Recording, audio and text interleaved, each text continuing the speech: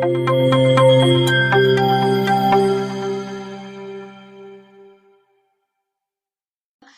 మన కొరకు ఉద్దేశించిన వాక్య ధ్యానాంశము అపోస్తుల కార్యములు 19వ అధ్యాయము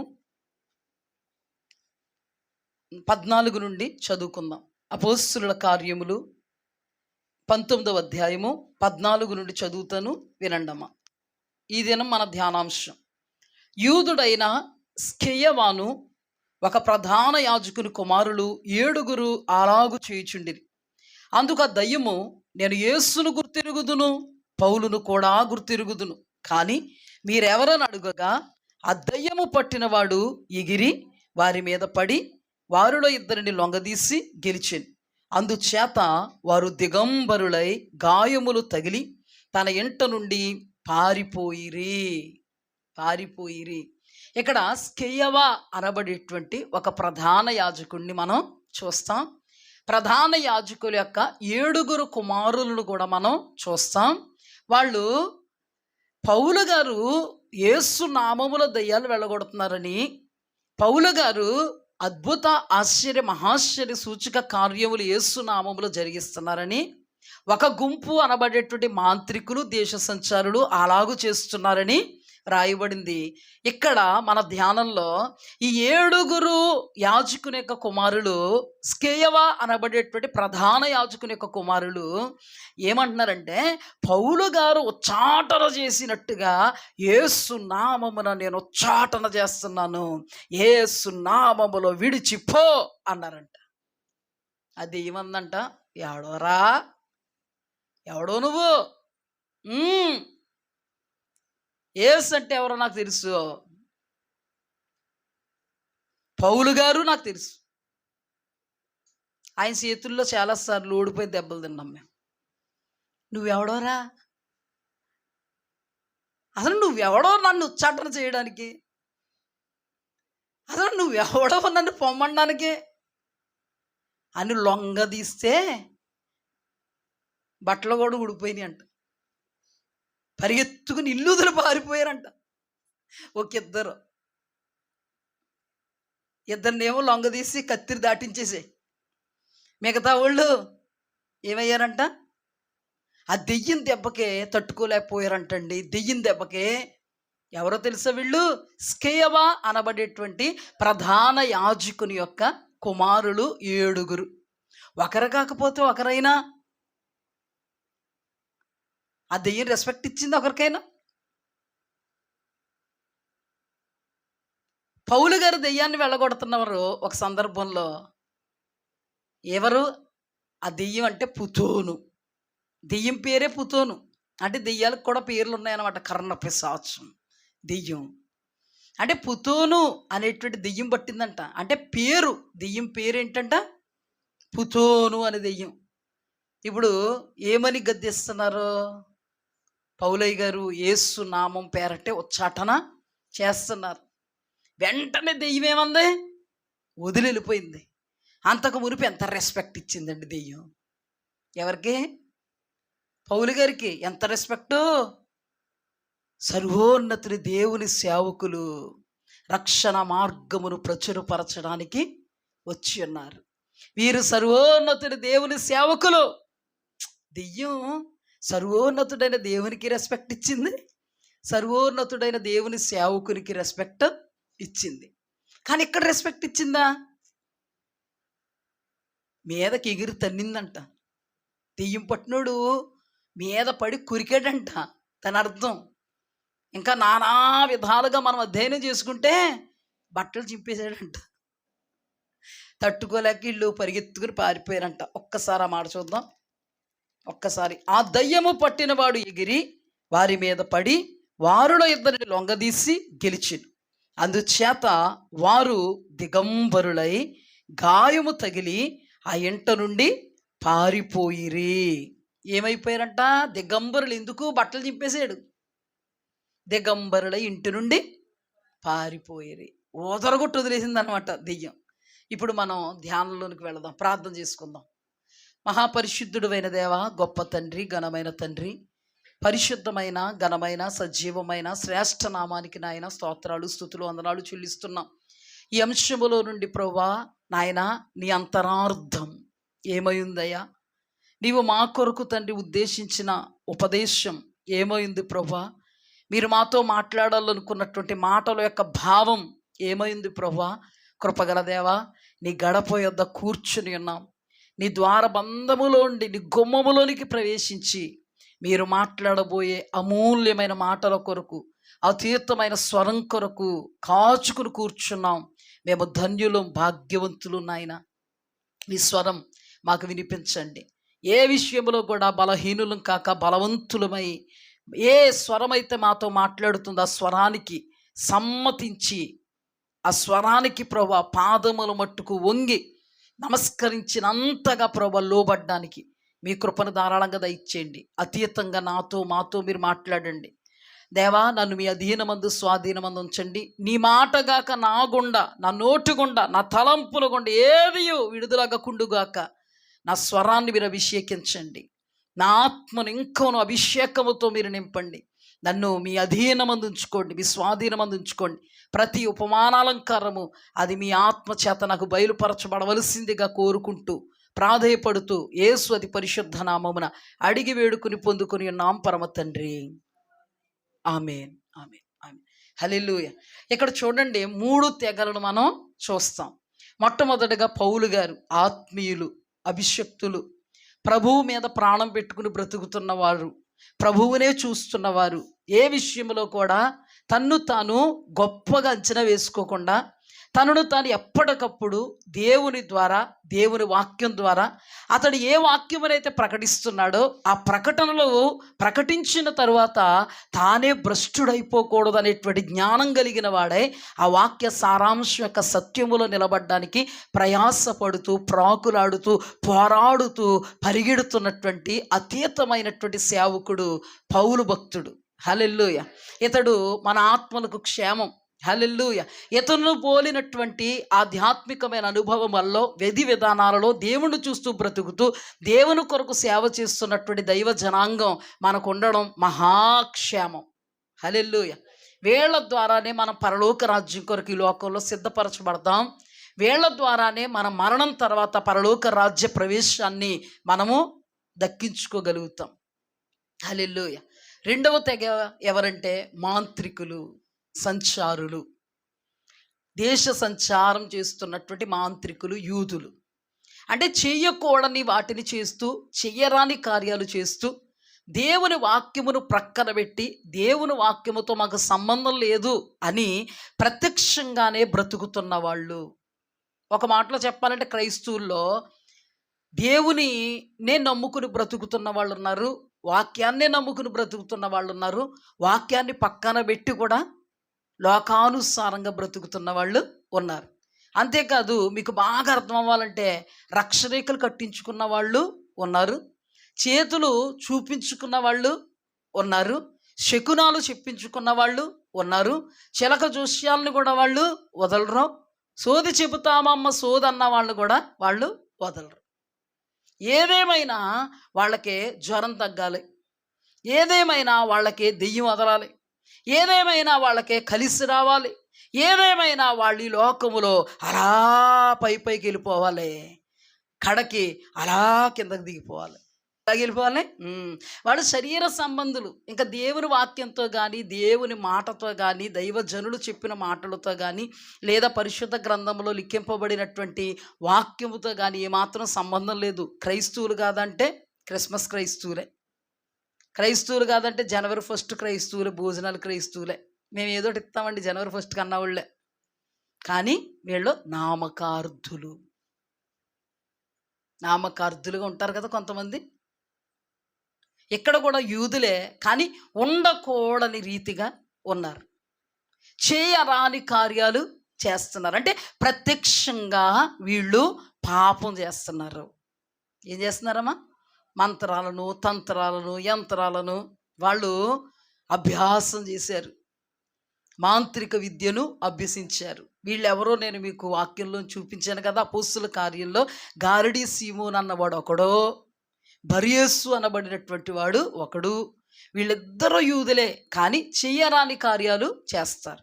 అందుకే బర్యేసు గురుండి అబద్ధ ప్రవక్త అని రాయబడింది. బరియస్సు యేసయ్య ఎవరో తెలదా? బరియస్కి తెలీదా? తన ఆ యజమానుడి దగ్గర ఉన్నటువంటి ఇతడు పౌలయ్య గారు అద్భుతమైనటువంటి తిన్నని మార్గాన్ని బోధిస్తుంటే, ఎవరికి? ఈ ఎలుమానబడేటువంటి గారిడి వాడి దగ్గర ఉన్నటువంటి యజమానుడికి పౌలు గారు, బర్నబా గారు అద్భుతమైనటువంటి వాక్యాన్ని ప్రకటిస్తుంటే, ఈ ఎలుమ అనబడేటువంటి ఈ గారిడివాడు బరియస్సు తప్పిస్తున్నాడంట, వాళ్ళని ఎదిరిస్తున్నాడంట. నిజమైన సేవకులు ఎదిరించడానికి వీళ్ళు ఎంతటోళ్ళు ఏంటి? అసలు వీళ్ళలో ఉన్నదే దెయ్యం. ఎప్పుడు దేవుడికి దెయ్యానికి పడద్దా? దేవుని బిడ్డలకి దెయ్యం బిడ్డలకు పడద్దా? ఒక మాటలో చెప్పాలంటే, బైబిల్ లాంగ్వేజ్లో చెప్పాలంటే, నీతిమంతులకు అనీతిమంతులకు పడద్దా? ఇప్పుడు నీతిమంతులు ఎవరు? బర్నబా మరియు పౌలు. అనీతిమంతులు ఎవరు? బరియస్సు అనే గారడివాడు. ఇంకా ఎదురాడుతున్నాడు, ఎదురు చెప్తూ ఉన్నాడు. ఆత్మతో నింపబడ్డారండి పౌలు గారి కోపం వచ్చింది. ఏమని మాట్లాడతాడో తెలుసా? అబద్ధ ప్రవక్త అతను. చాలా భయంకరంగా మాట్లాడతారు అక్కడ. ఒకసారి చూసేద్దాం ఆ మాట. అపోస్తలుల కార్యములు 13వ అధ్యాయము 10వ వచనం చదువుతాను చూడండి. 9 నుండి చదువుతాను. అందుకు పౌలు అనబడిన సౌలు, తీసారమ్మా, అపోస్తలుల కార్యములు 13వ అధ్యాయము 9వ వచనం. అందుకు పౌలు అనబడిన సౌలు పరిశుద్ధాత్మతో నిండిన వాడై అతని తేరు చూచి, సమస్త కపటముతోనూ సమస్త దుర్మార్గముతోనూ నిండినవాడా, అపవాది కుమారుడా, సమస్త నీతికి విరోధి, నీవు ప్రభువు యొక్క తిన్నని మార్గములు చెడగొట్టుట మానవా? ఇదిగో ప్రభువు తన చెయ్యి నీ మీద ఎత్తి ఉన్నాడు. నీవు కొంతకాలం గ్రుడ్డివాడివై సూర్యుని చూడకుందు అని చెప్పెను. వెంటనే మబ్బును చీకటియు అతని కమ్మెను గనుక అతడు తిరుగుచు ఎవరైనా చేయి పట్టుకుని నడిపించురని వెదుకుచుండెను. ఏమని మాట్లాడుతున్నారు ఇక్కడ పౌలు? మీరు ఇది గుర్తుపెట్టుకోవాలి. సమస్త కపటముతోనూ సమస్త దుర్మార్గముతోనూ నిండినవాడా, అపవాది కుమారుడా. ముచ్చటగా ఎవరి కుమారుడినా? ముద్దెట్టుకున్నట్టుగా ఎవరి కుమారుడు? అపవాది కుమారుడు. పైకి ఎవరు? క్రైస్తవుడు. పైకి ఎవరు? యూదుడు. కానీ లోపలే ఉన్నాయి మంత్రాలు, తంత్రాలు, యంత్రాలు, గారిడి విద్యలు అన్నీ ఉన్నాయి. ఇతను ఏం చేస్తున్నాడు? నిజమైనటువంటి దైవజనులు ఒక వ్యక్తిని సరైనటువంటి నిత్యరాజ్య వారసునిగా చేయు నిమిత్తం ప్రకటన చేస్తుంటే ఆ ప్రకటనలకు అడ్డుపడతాడు. ఇప్పుడు కూడా నిజమైన దైవజనులు వాక్యం చెప్తుంటే యూట్యూబ్లో ఎంతమంది అడ్డుపడతారో తెలుసా? వీళ్ళు ఎవరో తెలుసా? సమస్త కపటముతోనూ సమస్త దుర్మార్గముతోనూ నిండిన వాళ్ళు, అపవాది కుమారులు. ఏమన్నట్టు కోపం వద్ది. అంటే మా చేతుల్లో బైబిల్ లేదా, మేము పాస్టర్ గారం కదా, నాకు ఇన్ని సంఘాలు లేవా అంటాయి. అన్ని సంఘాలని ఏం చెప్తావు నువ్వు? అన్ని సంఘాలనే. పౌలు గారికి, బర్నబాకి ఎదురాడుతున్నది ఎవరో? పనికిమాలిన వాడు, దుర్మార్గుడు, సమస్త కపటంతో దుర్మార్గతతో నిండినవాడు, దేవుని వాక్యం అనబడే నీతికి విరోధి. అక్కడే ఉంది, నీతికి విరోధి, సమస్త నీతికి విరోధి. ఇతడు ఏం చేస్తాడు? దేవుని యొక్క తిన్నని మార్గాన్ని చెడగొడతాడు. దేవుని బిడ్డల్ని, దైవజనులు అనబడినటువంటి వారు ఆత్మావేశముతో తిన్నని మార్గంలో నిలబెడుతుంటే వాళ్ళ మాటలు వినకుండా, వాళ్ళ బోధ వినకుండా ఏదోటి పెడతాడు, ట్విస్ట్. పౌలయ్య గారి ఆత్మావేశంతో, అభిషేకముతో తిడుతూ సమస్తమైనటువంటి దుర్నీతికి, అపవాది కుమారుడా, నీతికి విరోధి, కపటముతో ఉన్నవాడా, దుర్మార్గుడా, నువ్వు దేవుని తిన్నని మార్గమును చెడగొట్టడం మానవా? ఇలా తిడితే చెడ్డోళ్ళండి. ఆత్మావేశంతో తిట్టారా లేదా? ఎవరో పౌలయ్య గారు తిట్టారా లేదా? ఆత్మావేశంతో. ఆత్మావేశముతో, ఆత్మతో ఉన్నవాళ్ళు తిడతారా తిట్టరా? చెప్పండి. మరి కొంతమంది చాలా నమ్రతగా ఉండాలి, ఇలాగా నిదానమే ప్రధానం. వాక్యాన్ని బట్టి అర్థం చేసుకోండి. మీరు ఏం చేసుకోండి? అర్థం చేసుకోండి. తిడతారా తిట్టరా? ఒక్క మాటలో చెప్పాడు, పైనుంచి కిందకి చీల్చి చెండాడేసాడు. ఎవరో? పౌలు. ఎందుకు? ఏంటి ఆషామాషి? దేవుని వాక్యాన్నేమో ఆత్మశక్తితో మేము ప్రసవ వేదన పడినంతగా దేవుని సన్నిధిలో ప్రార్థన చేసి ప్రకటిస్తుంటే, ఒక వ్యక్తిని నిత్యరాజ్య వారసులుగా చేయడానికి మేము ప్రాకులాడుతుంటే, ఒక వ్యక్తిని నిత్య నాశనానికి నీవు నడపడానికి నీవు ప్రయాసపడుతున్నావా? దుర్మార్గుడా, దుష్టుడా, అపవాది కుమారుడా, తిన్నని మార్గం చెడగొట్టడానికి మానవనువు. నువ్వు మానపోతే నేను అంతు చూస్తాను. ఏం చూస్తావు? గుడ్డోడు అయిపోదుగాక. ఇంకెట్టి పరిస్థితుల్లో కూడా నీకేముండదు, కళ్ళు కనబడవు, నీకు గుడ్డివాడు ఎగుదుగాక. అంతే. తన పరిస్థితి ఏమైపోయిందో తెలుసా? వీరవేణి, నాకు కొంచెం నడక నేర్పమ్మా, ముందుండమ్మా, నేను కర్ర పట్టుకుంటాను, నిన్ను పట్టుకుంటాను, కర్ర పట్టుకుంటాను, నిన్ను పట్టుకుంటాను, కర్ర కూడా పట్టుకుంటాను, నీవు నాకు బాట నేర్పు, దారి చూపు. ఎలాంటి వాడు ఎలాగైపోయాడు? ఏమంటే దేవుని ప్రమేయం లేకుండా గుడ్డోడు అయిపోయాడా? చెప్పండి. పౌలయ్య గారు ఇలాగనగానే గుడ్డోడు అయిపోయాడా దేవుని ప్రమేయం లేకుండా? అతను ఎవరో తెలుసా? యూదుడంట. అతను ఎవరో? క్రైస్తవుడు. కానీ అతనులో ఏముంది? అపవాది తిష్ట వేసుకుని ఉన్నాడు. అతనులో మంత్రాలు, తంత్రాలు, యంత్రాలు ఉన్నాయి. అతనిలో గారడి విద్య ఉంది. అతడు దేవుని తిన్నని మార్గమును చెడగొట్టడం మాండవు, చెడుపుతానే ఉంటాడు. ఇలాంటి వాళ్ళు మంచోళ్ళుగా అవ్వడం అసంభవం. ఓ మాట చెప్పండి, సైతాన్ని కూడా మంచోడు అవుతాడు.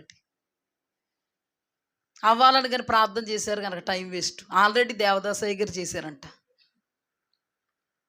దేవదాసయ్య గారు ఆల్రెడీ చేశారంటే ఇంకెవరు చేయకండి, టైం వేస్ట్ ప్రాసెస్ అన్నమాట. దేవదాసయ్య గారు సైతానుని, దేవా నీవు మారు మనస్సు అన్నాడంట. దేవుడు అన్నాడంట, అలాగైతే నేను ఎప్పుడు చూద్దును, మారడం, మారేలా లేడు అన్నారంట.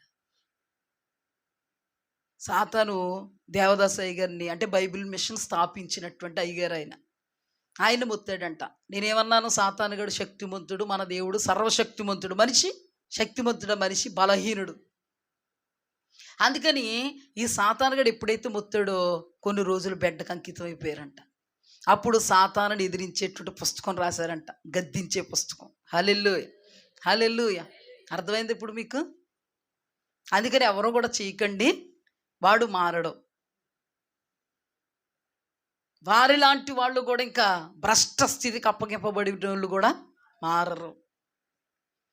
ఇప్పుడు జరిగిన సందర్భం ఏంటి అంటే, అతడు క్రైస్తవుడే కానీ గారడివాడు, మాంత్రికుడు, మంత్రజ్ఞుడు, ఉండకూడనవన్నీ ఉన్నాయి, చేయరాని కార్యాలు చేస్తున్నాడు, దేవునికి విరోధి అతను. అలాగే గారడి సీమోను కూడా మనకు తెలుసు కదా, దేవుని మహాశక్తి అతడే అని విభ్రాంతి నొందిస్తున్నాడంట, అద్భుతాలు ఆశ్చర్య కార్యాలు చేస్తున్నాడంట. పౌలు గారేమో దైవాత్మ చేత అద్భుత ఆశ్చర్య మహాశ్చర్య కార్యాలు చేస్తుంటే, ఈ గారడి సీమోను అనబడేటువంటి వాడు ఫిలిప్పు పక్కన ఉంటాడే అపోస్తలుల కార్యాల్లో, ఇతను మాత్రం దేవుని మహాశక్తి అతడే అన్నంతగా అద్భుత ఆశ్చర్య మహాశ్చర్య సూచక కార్యాలు చేసి అతను ఏదో గొప్పోడని చెప్పుకుంటున్నాడంట. చాలా క్షుణ్ణంగా వివరించుకున్నాం కదా, అంత వివరణ మీకు అవసరం లేదు. చాలా క్షుణ్ణంగా వివరించుకున్నాం కాబట్టి నేను ముందుకు వెళతాను. అంటే ఇప్పుడు ఏ తెగ చూసాం మనం? మొట్టమొదటిగా నిజమైనటువంటి సేవకులు, రెండవదిగా సైతానుగాడు హస్తాలలో, కబంధ హస్తాల్లో కీలు బొమ్మలు అయిపోయిన వాళ్ళు, చిక్కుబడిపోయిన వాళ్ళు, వాడి కార్యాలే చేస్తారు, వాడి రాజ్యాన్ని విస్తరింపజేస్తారు. వీళ్ళు సకల నీతికి విరోధులుగా ఉంటారు. అర్థమైందా? ప్రత్యక్షంగానే వీళ్ళు ఏం చేస్తున్నారు? ఫర్ ఎగ్జాంపుల్ మీకు చెప్తున్నాను కదా, సంఘస్థుల్లో చాలామంది, దేవుని బిడ్డల్లో చాలామంది సంఘస్థుల్లో రక్షరేఖలు కట్టుకుంటారని చెప్పాను కదా, విభూతి పూసుకుంటారని చెప్పాను కదా, వెళ్ళకూడని స్థలాలకు వెళతారని చెప్పాను కదా, చేయరాని కార్యాలు చేస్తారని చెప్పాను కదా. వీళ్ళందరూ ఎవరో? ప్రత్యక్షంగానే దేవుని బిడ్డలయ్యుండి చేయరాని కార్యాలు చేస్తున్నవారు. మనలో ఎవ్వరం అలాగ ఉండకూడదు. అలా మనం ఉంటే మనము నామకార్థ భక్తిని, నులివెచ్చని భక్తిని చేస్తున్నట్టు. అందుకే ప్రకటన గ్రంథములో నులివెచ్చని స్థితిని వీడు అన్నారా దేవుడు. అందుకని మన జీవితంలో ఎప్పుడూ కూడా అటో స్టెప్ ఇటో స్టెప్ మనం వేయకూడదు. నెట్రాళ్ళగా నిలబడాలి. దేవుని కోసం నిదానంగా నిలబడగలగాలి. ప్రభువు కోసం ఏ విషయంలో కూడా రాజీ పడకూడదు. ప్రాణం పోయినా పర్వాలేదు, కానీ రాజీ మాత్రం పడకూడదు. హల్లెలూయా. అది మన భక్తిని సూచిస్తుంది. అది మనం భయముతో కూడినటువంటి భక్తిని కలిగి ఉన్నాము అనడానికి నిదర్శనం అవుద్ది, సంకేతం అవుద్ది. ఎప్పుడు కూడా దేవుని కోసం మనం నిదానంగా నిలబడాలి. షద్రక్ మేషక్ అబేద్నెగోలు ధ్యానం చేసుకుంటాం. వాళ్ళు నిదానంగా దేవుని కోసం నిలబడ్డారు. దానియేలు ధ్యానం చేసుకుంటాం, నిబ్బరం కలిగి దేవుడి కోసం నిలబడ్డారు. ఈ లోకంలో దేవుడు ఏమీ తక్కువ చేయలేదు, పరలోకంలో అసలు తక్కువ చేయలేదు. అందుకే మన జీవితంలో భక్తి చేస్తున్నప్పుడు మనం అర్ధామర్ధ భక్తి చేయకూడదు. మనం ఎలాంటి భక్తి చేయాలో తెలుసా? సంపూర్ణమైనటువంటి భక్తి. ఒకవేళ ఆ భక్తులు ఏమన్నా లోటుపాట్లు ఉంటే దేవుడు వాక్యం ద్వారా మనతో మాట్లాడుతున్నప్పుడు ఆ లోటుపాట్లను మనం సరి చేసుకోవాలి. ఇప్పుడు మూడవ కేటగిరీ, మూడవ సందర్భంలో, మూడవ తెగ లేదా మూడవ రకం ఏంటంటే, వీళ్ళు ప్రధాన యాజకుని యొక్క కుమారులు. ప్రధాన యాజకులు అంటే ఏంటి? చాలా ప్రధానమైనటువంటి పాత్రను పోషిస్తున్నవాడు, దేవునికి సేవకుడు, యాజకత్వం చేస్తున్నవాడు. చూడండి అతని కుమారులు ఎలా ఉన్నారో, 7 కుమారులు ఎలా ఉన్నారో మనం ధ్యానం చేసుకుందాం. దానిలో నుండి ఎన్నో విషయాలు ప్రభు మనతో మాట్లాడబోతున్నారు. ఒక కథలా చెప్తాను, జాగ్రత్తగా వినండి. అసలు దేవుడి సేవకులు వాళ్ళ కుటుంబం ఎలా ఉండాలి? దేవునికి అనుకూలంగా ఉండాలి, దేవుని వాక్యానికి అనుకూలంగా ఉండాలి. దేవుని వాక్యంలో ఏం రాయబడిందంటే, దేవునికి లోబడి ఉండండి. అంటే ఈ వాక్యానికి లోబడి ఉండండి, ఈ వాక్య పరిధిలో ఉండండి. ఆటోమేటిక్గా ఏం జరుగుద్ది? అపవాదిని మీరు ఎదిరించిన వారు అవుతారు. ఈ పరిధిలో నిలబడితే మాత్రమే అపవాదిని ఎదిరిస్తాం. ఈ పరిధిలో నిలబడకపోతే అపవాదినే మన నెత్తి మీద మోస్తాం. ఎలా మోస్తాం ఒకసారి ఇమేజినేషన్ చేసుకోండి. కోతిని ఎత్తుకుని వస్తారు ఇప్పుడు నెత్తి మీద కొంతమంది. అలాగే మనం కూడా అపవాదిని ఎత్తుకుని వచ్చినట్టే ఆట ఆడతాడు, మనము ఆడు కలిసి ఆట ఆడతాం. చూడండి, దేవునికి లోబడి ఉండండి, అపవాదిని ఎదిరించండి, అప్పుడు వాడు మీ యొద్ద నుండి పారిపోతాడు. దేవునికి మనం ఎప్పుడైతే లోబడి ఉంటామో అపవాదిని ఎదిరించగలిగేటువంటి శక్తిని పొందుకుంటాం. హల్లెలూయా. ఇక్కడ 7 కుమారులు అపవాదిని ఎదిరించలేకపోయారే. ఈ 7 కుమారులు అపవాదిని ఎదిరించలేకపోయారే అంటే వారు దేవునికి లోబడలేదా? ఎస్, దేవుని వాక్యాన్ని బట్టి దేవునికి లోబడలేదు. అలాగని వాళ్ళలో మంత్రాలు, తంత్రాలు, యంత్రాలు ఉన్నాయా? గాలిడి సీమోను వలె, లేకపోతే బరియస్సు వలె, లేకపోతే నేటి క్రైస్తవ సమాజంలో వెళ్ళకూడని చోటకు వెళుతూ చేయరాని కార్యాలు చేస్తున్నటువంటి వాళ్ళ వలె ఇతడున్నాడా? లేడు. కానీ వాళ్ళు ప్రత్యక్షంగా కార్యాలు చేస్తుంటే వీళ్ళు దేవుని వాక్యానికి లోబడకపోవడం, దేవుని వాక్యాన్ని పక్కన పెట్టడం, దేవుని వాక్యానికి భయము లేకపోవడమే వీళ్ళ అపజయానికి కారణమైంది. ఎందుకంటే యాకోబు రాసిన పత్రికలో సుస్పష్టంగా దేవాది దేవుడు యాకోబు ద్వారా రాస్తున్నటువంటి మాట ఏంటో తెలుసా? అపవాదిని ఎదిరించండి, దేవునికి లోబడి ఉండండి, వాడు మీ యొద్ద నుండి పారిపోతాడు. ఎప్పుడు పారిపోతాడు? దేవునికి లోబడి ఉన్నప్పుడు. దేవుడు అంటేనే వాక్యము. లోబడి ఉండడం అంటే వాక్య పరిధిలో ఉండడం, వాక్యానుసారంగాను వాక్యానుకూలంగాను వాక్యాన్నే చూస్తూ వాక్యాన్ని దృష్టించుకుంటూ వెత్తబడుతున్నటువంటి వాక్య ఉపదేశానుసారంగా బ్రతకడమే దేవునికి లోబడి ఉండడం. మరి పెద్దయ్య గారు ఎంత వాక్యం చెప్పుండ్రు? పెద్దయ్య గారు వాక్యం చెప్తుంటే పిల్లలు ఎంత వాక్యం వినుండ్రు? విన్నారు, కానీ విన్న వాక్యమును గ్రహించుకోలేదు అంటాను నేను. విన్న వాక్యానుసారంగా బ్రతకలేదు. మరి బ్రతకకుండా వీళ్ళేం చేస్తున్నారు? మేము సేవ చేస్తున్నాం. ఈ రోజుల్లో కూడా కొంతమంది తల్లిదండ్రులు సేవకులైతే పిల్లలు ఎంత పనికిమాలిన వేషాలు వేసినా స్టేజ్ల మీద నిలబడి ఏం చెప్తారు?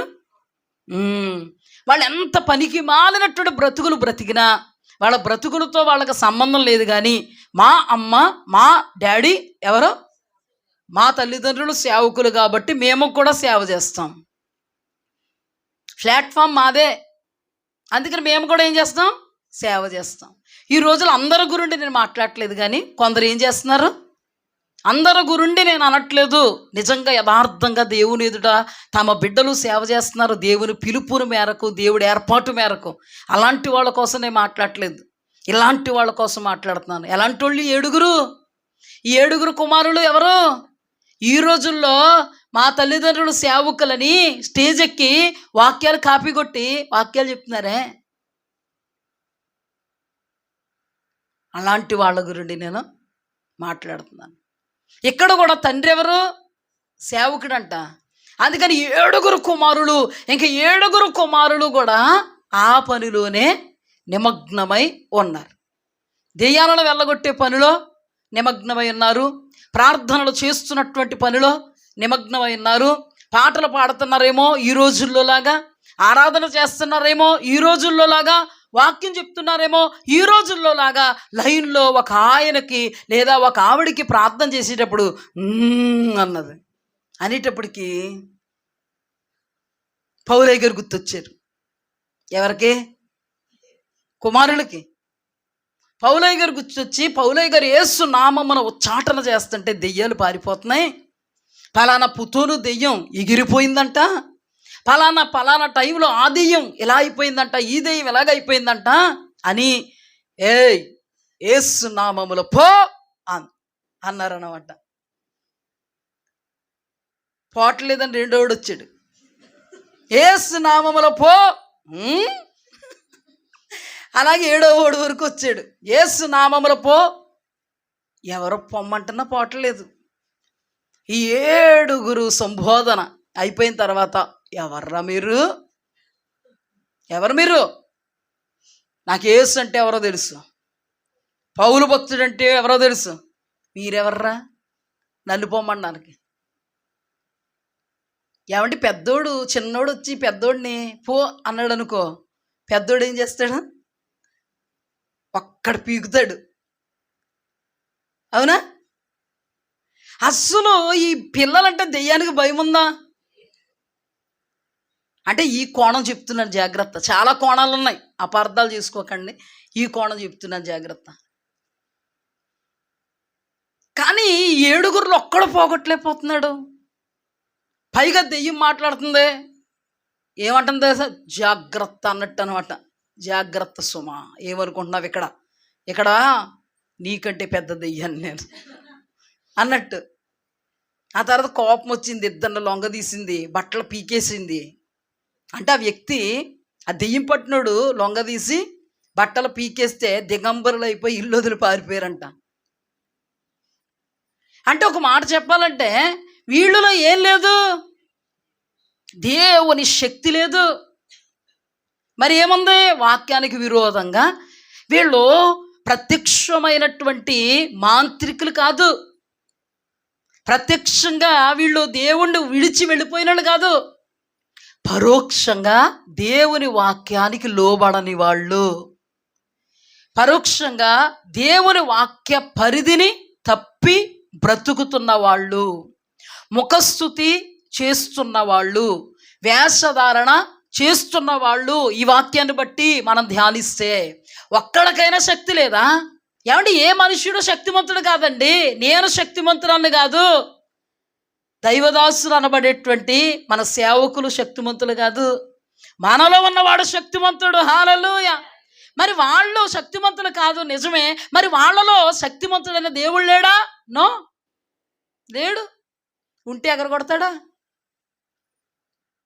లేడు. ఏమంటే యేసుక్రీస్తు ప్రభువారు అల్లంత దూరాన్ని ఉండగా, ఆయన పెద్ద ఆయన అనుకుందాం, పోని మహాశక్తి కదా, ఆయనే దేవుడు కదా అనుకుందాం. ఈ 2000 దెయ్యాలు పట్టినోళ్ళు, సర్వోన్నతుని దేవుని కుమారుడా, మాతో మీకేం పని, మా సమయం ఇంకా రాలేదు, మమ్మల్ని పాతాళానికి వెళ్ళమని చెప్పవద్దు, మిమ్మల్ని ప్రాధేయపడుతున్నాం, బ్రతిమలాడుతున్నామయ్యా, పందుల్లోనికి పంపేయి అన్నారా లేదా? వెంటనే దేవాది దేవుడు పందుల్లోనికి పంపాడు. మీరు అనుకోవచ్చు, సర్లే ఆయన మహాశక్తిమంతుడు, ఆయన దేవుడు, సర్వోన్నతుడు, మనుషులు కదండి అని అనుకుంటే, పౌలు గారు వస్తూ ఉన్నప్పుడు ఏమని మాట్లాడుతుంది పుతోను దెయ్యం? ఆ రోజు జరిగిన కార్యం కాదు, అంతకు ముందు నుంచి. వాళ్ళు ఎలా రోడ్డు పట్టుకుని వస్తుంటే చాలు ఎదురుపడిపోయిందంట. పుతోను అనే దెయ్యం పట్టినటువంటి ఒక చిన్నది అక్కడ ఎక్కడి నుంచో పరిగెత్తుని వచ్చేసింది దైవజనుల దగ్గరికి వచ్చి, ఇదిగో వీరు సర్వోన్నతుని దేవుని దాసులు, మీకు రక్షణ మార్గమును ప్రచురపరచ వచ్చి ఉన్నారు. సువార్థికులు చేయవలసిన పని ఆ దెయ్యం చేసింది. మరి మారు మాట్లాడగలిగిందా? మారు మాట్లాడలేదు. ఆ టైంలో వ్యాకులు పడిపోయాడు మన పౌలయ్య గారు. ఆయన వ్యాకులు పడి, ఈమెను వదిలిపో, యేసు నామమున గద్దిస్తున్నాను, ఆజ్ఞాపిస్తున్నాను అన్నారు. ఒక్క క్షణం ఉండకుండా ఆయన దగ్గర ఏమన్నా చూపించిందా? లెవెల్ ఏమన్నా చూపించిందా? ఏం చూపించకుండా దెయ్యం ఏం చేసింది? వెళ్ళిపోయింది. ఇప్పుడు యేసుక్రీస్తు ప్రభువారంటే దేవుని కుమారుడండి, అందుకని వెళ్ళిపోయిందండి అని అనుకోవచ్చు. కానీ ఇతడు మనుష్యుడు కాదా? పౌలయ్య గారు మనుష్యుడు కాదా? సామాన్యుడే, సాధారణమైన వాడే, సాధారణమైన వాడే. కానీ అసాధారణమైన దైవశక్తి అతనిలో ఉంది. హల్లెలూయా. అందుకే దెయ్యం ఏమైంది? విడిచి వెళ్ళిపోయింది. హల్లెలూయా. కానీ ఇక్కడ వీళ్ళకి విడిచి వెళ్ళలేదంటే మీకు అర్థం చేసుకోవలసింది ఏంటి? మీరు దైవశక్తి వాళ్ళలో మచ్చుకైనా కనబడలే. ఓవర్ కాన్ఫిడెన్స్ అన్నమాట వీళ్ళకి.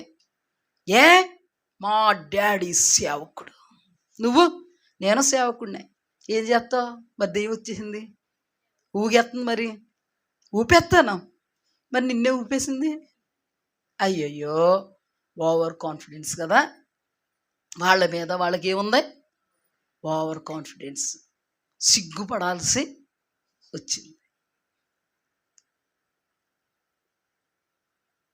కొంత మనం ధ్యానం చేసుకుంటే ఇంకా కొన్ని విషయాలు మనకి అర్థం అవడానికి ఎగ్జాంపుల్స్ చెప్తాను, అర్థం అవడానికి. ఇప్పుడు మత్తయి సువార్త 10వ అధ్యాయంలో మనం దేవుడు ఏర్పరుచుకున్నటువంటి 12 మంది శిష్యుల్ని చూడగలుగుతాం.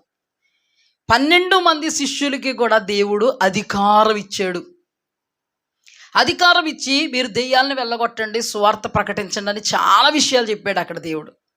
ఇప్పుడు అందులో ఇస్కరియోతు యోధా ఉన్నాడా లేదా? ఉన్నాడా లేదా? ఉన్నాడు. ఇస్కరియోతు యోధా ఉన్నాడు కదా. దినాలు గడుస్తున్నాయి.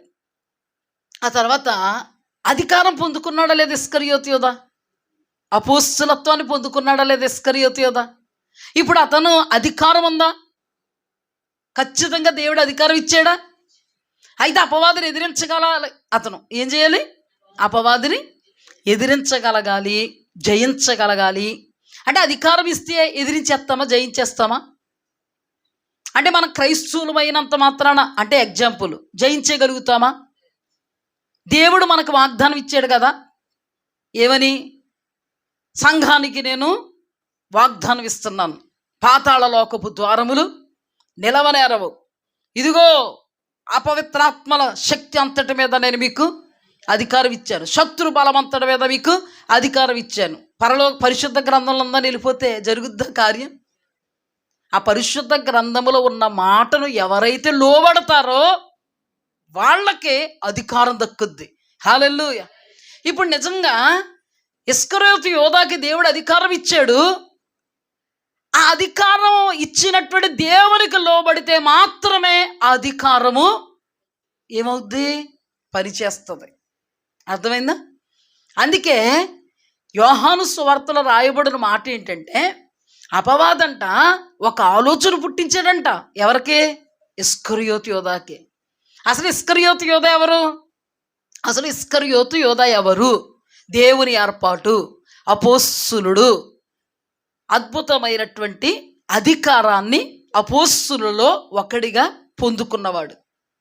అంటే ఇక్కడ నేను చెప్పేది ఏంటి అంటే, దేవుడు అధికారం ఇచ్చాడు, లేదా పరిశుద్ధ గ్రంథంలో వాగ్దానం లిఖితపూర్వకంగా రాయబడింది, నేను రిసీవ్ చేసుకుంటున్నాను అని అనుకుంటే కుదరదు. ఇక్కడ దేవునికి లోబడి ఉండుడి అంటే వాక్యానికి లోబడి ఉండుడి, దేవుడిచ్చిన వాగ్దానానికి లోబడి ఉండుడి, దేవుడిచ్చిన ఆ ఏమనాలి దాన్ని అధికారానికి లోబడి ఉండండి. అప్పుడు మాత్రమే అది మనలో అప్లై అవుద్ది. ఒక మాట చెప్పాలంటే ఇక్కడ ఇస్కరియోతు యోధ నిజంగా అపవాదిని అధికారం ఇచ్చాడా దేవుడు? ఇప్పుడు ఇస్కరియోతు యోధ ఆ అధికారముతో అపవాదిని జయించాలా జయించకూడదా? జయించుట జయించకపోవుట ఎవరిలో ఉంది? మనుష్యులమైన మనలో, ఇస్కరియోతు యోధాలో ఉంది. అవునా? ఇప్పుడు అధికారం ఇచ్చినంత మాత్రాన సైతానిగడ ఆమెడు దూరాన్ని ఉండవు, ఆమెడు దూరాన్ని ఏం కూర్చోడు. నీ ప్రక్కకు వస్తాడో నిన్ను ఎలాగా పడగొట్టాలో పడగొడతాడు. ఆడు దేవుని వాక్యంలో రాయబడింది, అపవిత్రపరిచేవి యేసుక్రీస్తు ప్రభువారు చెప్పారు. అందులో మొట్టమొదటి దురాలోచన అన్నాడు. అవునా? మొట్టమొదటగా సైతానిగాడు ఇస్కరియోతు యోధా దగ్గరికి ఒక దురాలోచనతో వచ్చాడు. ఏంటా దురాలోచన అంటే, దేవాది దేవుడు నీకు సంచి ఇచ్చాడు కదా, ఆ సంచి పైకి కనబడేలాగా, మరో సంచి నీకు మాత్రమే కనబడేలాగా దాచుకో, దోచుకో అన్నాడు. అంటే మొట్టమొదటిగా సాతానుగాడి అధికారము ఉంది ఎవరి దగ్గర? దేవుడు అధికారం ఇచ్చాడు ఎవరికి? కానీ అధికారానికి లోబడితేనే అధికారం ఇతడికి పనిచేస్తుంది. కానీ ఇప్పుడు అధికారానికి లోబడడం అన్నా, అధికారమునికి లోబడాలన్నా, లేదా దేవుని వాక్యానికి లోబడాలన్నా, దేవుని వాక్యానికి లోబడకూడదని ఎవరిలో ఉంది? మనలో ఉంది. సాతానుడు మాత్రం ఆమెడు దూరానికి ఉండడు, కానీ ఒక తలంపు ద్వారా మన దగ్గరికి వస్తాడు. అది వాడే ఒక తలంపిస్తాడు, లేదా మనుషుల ద్వారా ఒక తలంపిస్తాడు, పరిస్థితుల ద్వారా ఒక తలంపిస్తాడు, స్థితిగతుల ద్వారా ఒక తలంపు ఇస్తాడు. ఏదో విధంగా తలంపు ద్వారా హవ్వ దగ్గరికి నడుచుకుని వచ్చినట్టుగా వస్తాడు. వచ్చిన తర్వాత ఆ తలంపు మంచిదా చెడ్డదా ఎవరికి తెలియాలి? వాక్యం ఇన్ని సంవత్సరాలుగా వింటున్న నీకు, ఇన్ని సంవత్సరాలుగా చదువుతున్న నీకు, అధ్యయనం చేస్తున్న నీకు ఏం చేయాలి? వాక్యం తెలియాలి. ఇప్పుడు ఇస్కరియోతు యోధా దగ్గరికి వచ్చి దాచుకో దోచుకో అన్నాడు. దాచుకోవడం దోచుకోవడం మంచిది కాదు.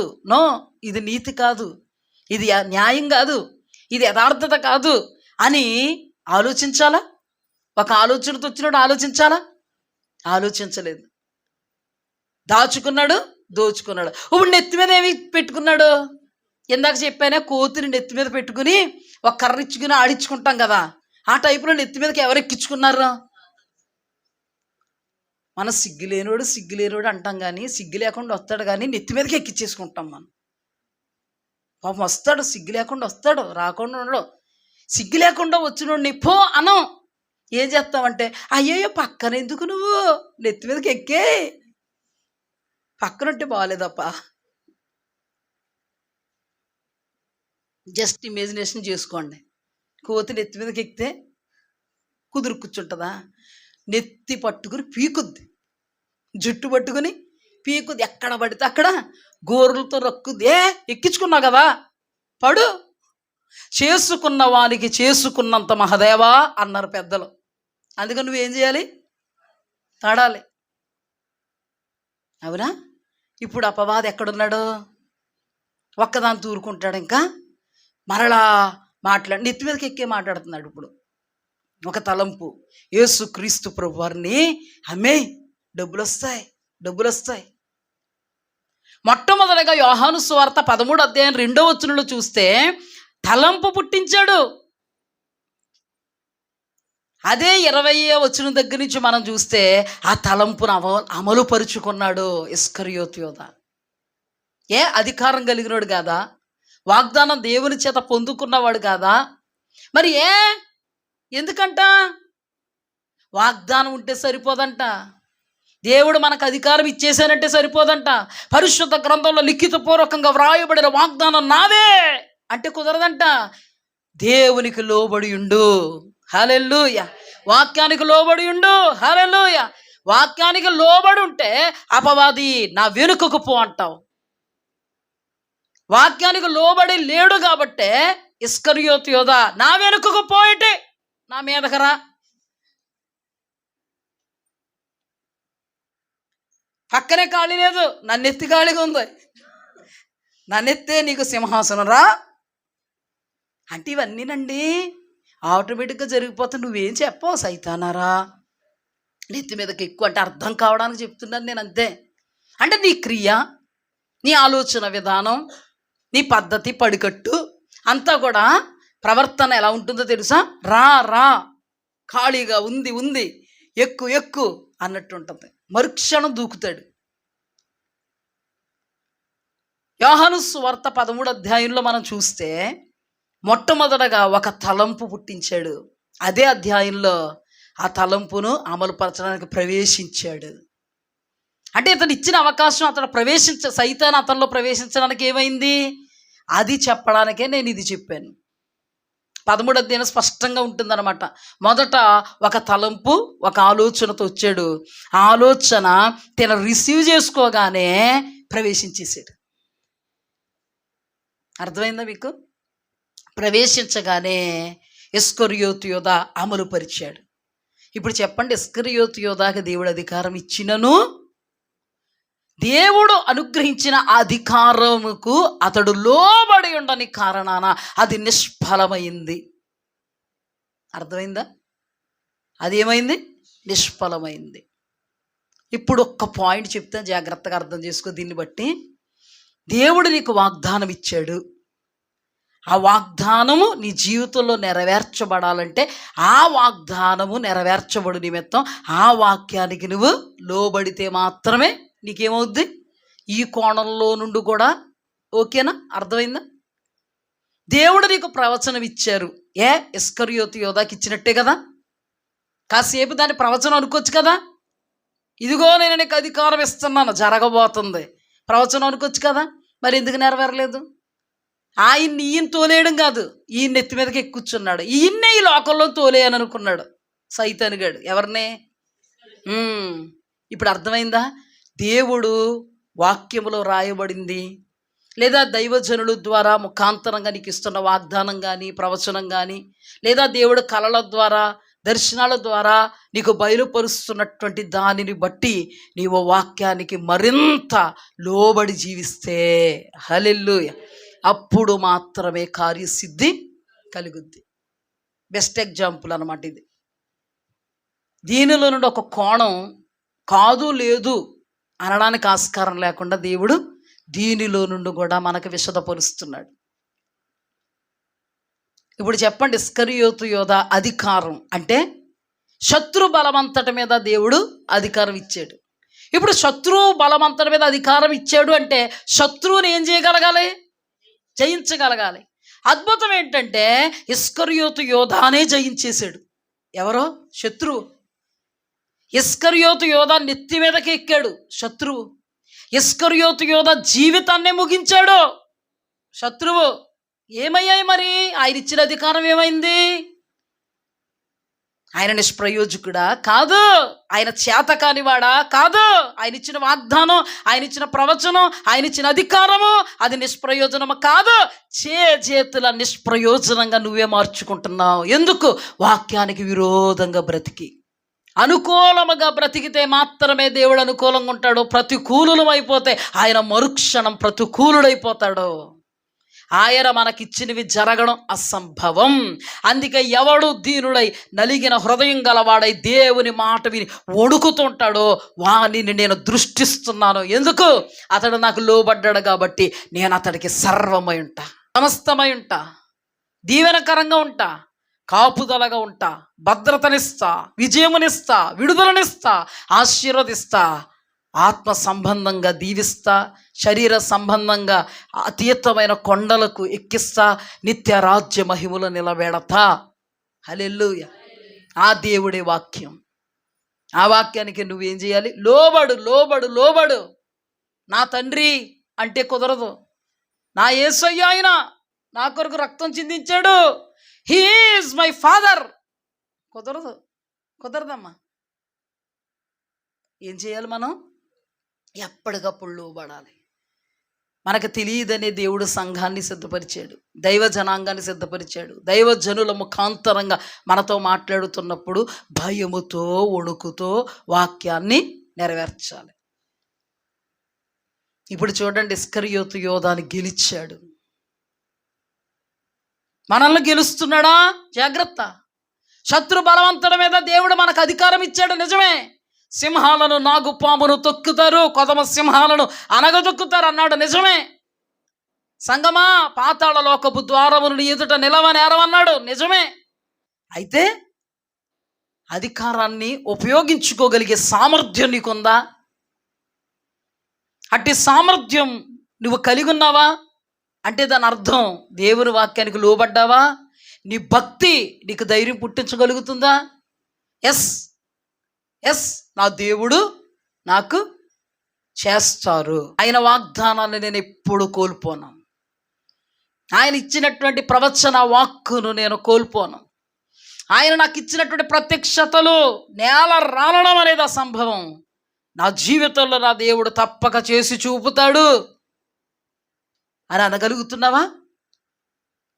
అనగలిగితే ధన్యుడు, అనగలిగితే ధన్యురాలు. భ్రమలో అనకు, భ్రమలో ఉండకు, భ్రమలో బ్రతక్కో.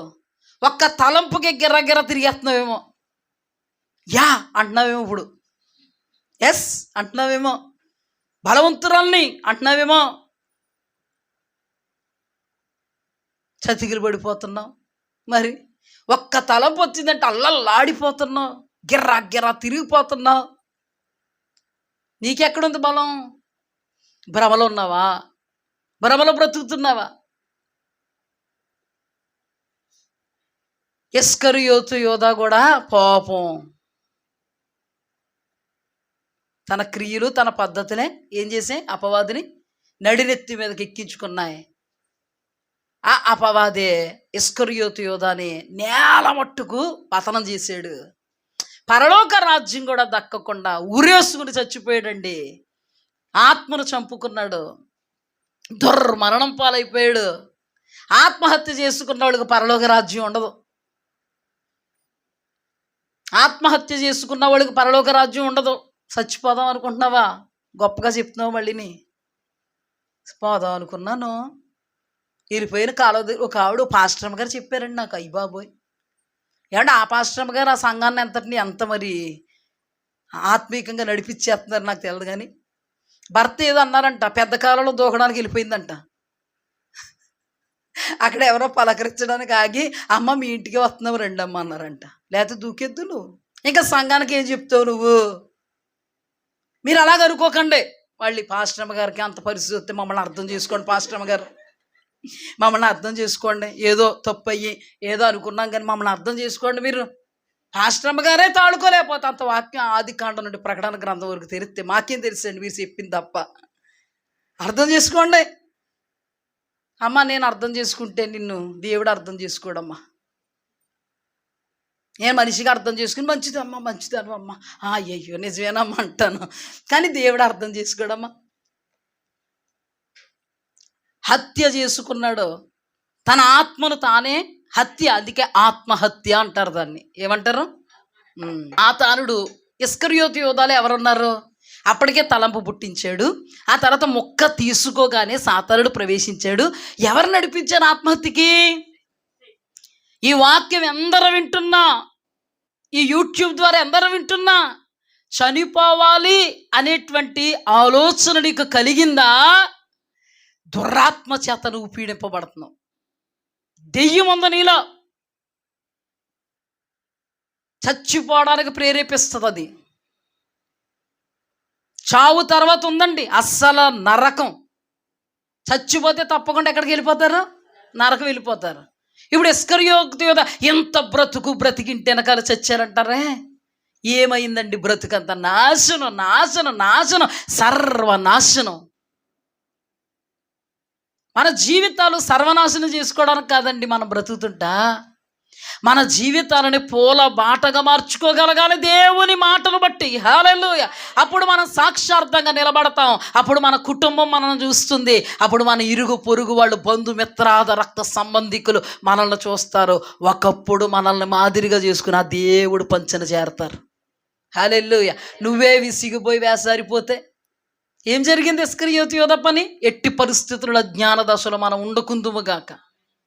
ఒక సందర్భం, మరొక సందర్భంలో ఒక కుమారుడు బాల్యము నుండి నిప్పులలో నీళ్లలో పడేస్తుందంట. మోగా చెవిటి దెయ్యం. ఆ దెయ్యం మోగదే, ఆ దెయ్యం శివుడిది. అంటే శివుడి దెయ్యాలు మోగ దెయ్యాలు కూడా ఉంటాయా? ఉంటాయి.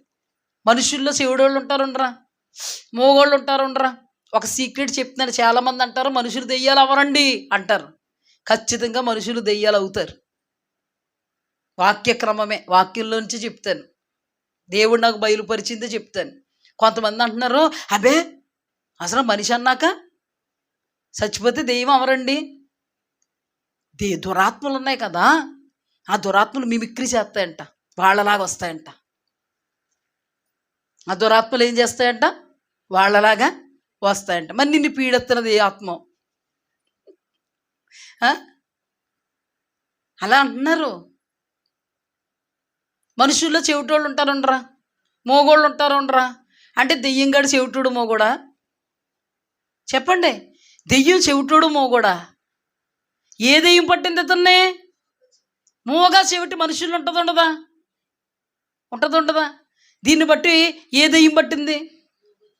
మోగా చెవిటి దెయ్యం. అంటే ఏంటి? చచ్చిపోయిన మనిషి దెయ్యమై పట్టుకున్నాడు అంతే. ఇందులో పెద్ద ఏం లేదు, ఇంకా చాలా ఉంది. ప్రభువు బయలుపరిచింది, ఆయన చిత్తమైతే ధ్యానం చేసుకుందాం. ఇప్పుడు చెప్పండి, మోగా చెవిటి దెయ్యం పట్టిందన్నమాట.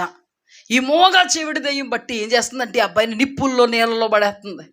పడేసేటప్పటికి శిష్యుల దగ్గరికి తీసుకొచ్చారు. ఒక్క శిష్యుడు ఏం చేయలేకపోతున్నాడు, వెళ్ళగొట్టలేకపోతున్నాడు. అదేంటండి వెళ్ళగొట్టలేకపోతున్నారు? యేసుక్రీస్తు ప్రభు వారు వచ్చారు, తిట్టారా లేదా? ఎంతవరకు నేను మిమ్మల్ని సహింతును. ఎందుకు తిట్టారో చెప్పండి. దెయ్యాన్ని వెళ్ళగొట్టలేకపోతున్నారు మీరు. మరి మత్తయి సువార్త 10వ అధ్యాయంలో మీకే కదా ఇచ్చాను నేను అధికారం,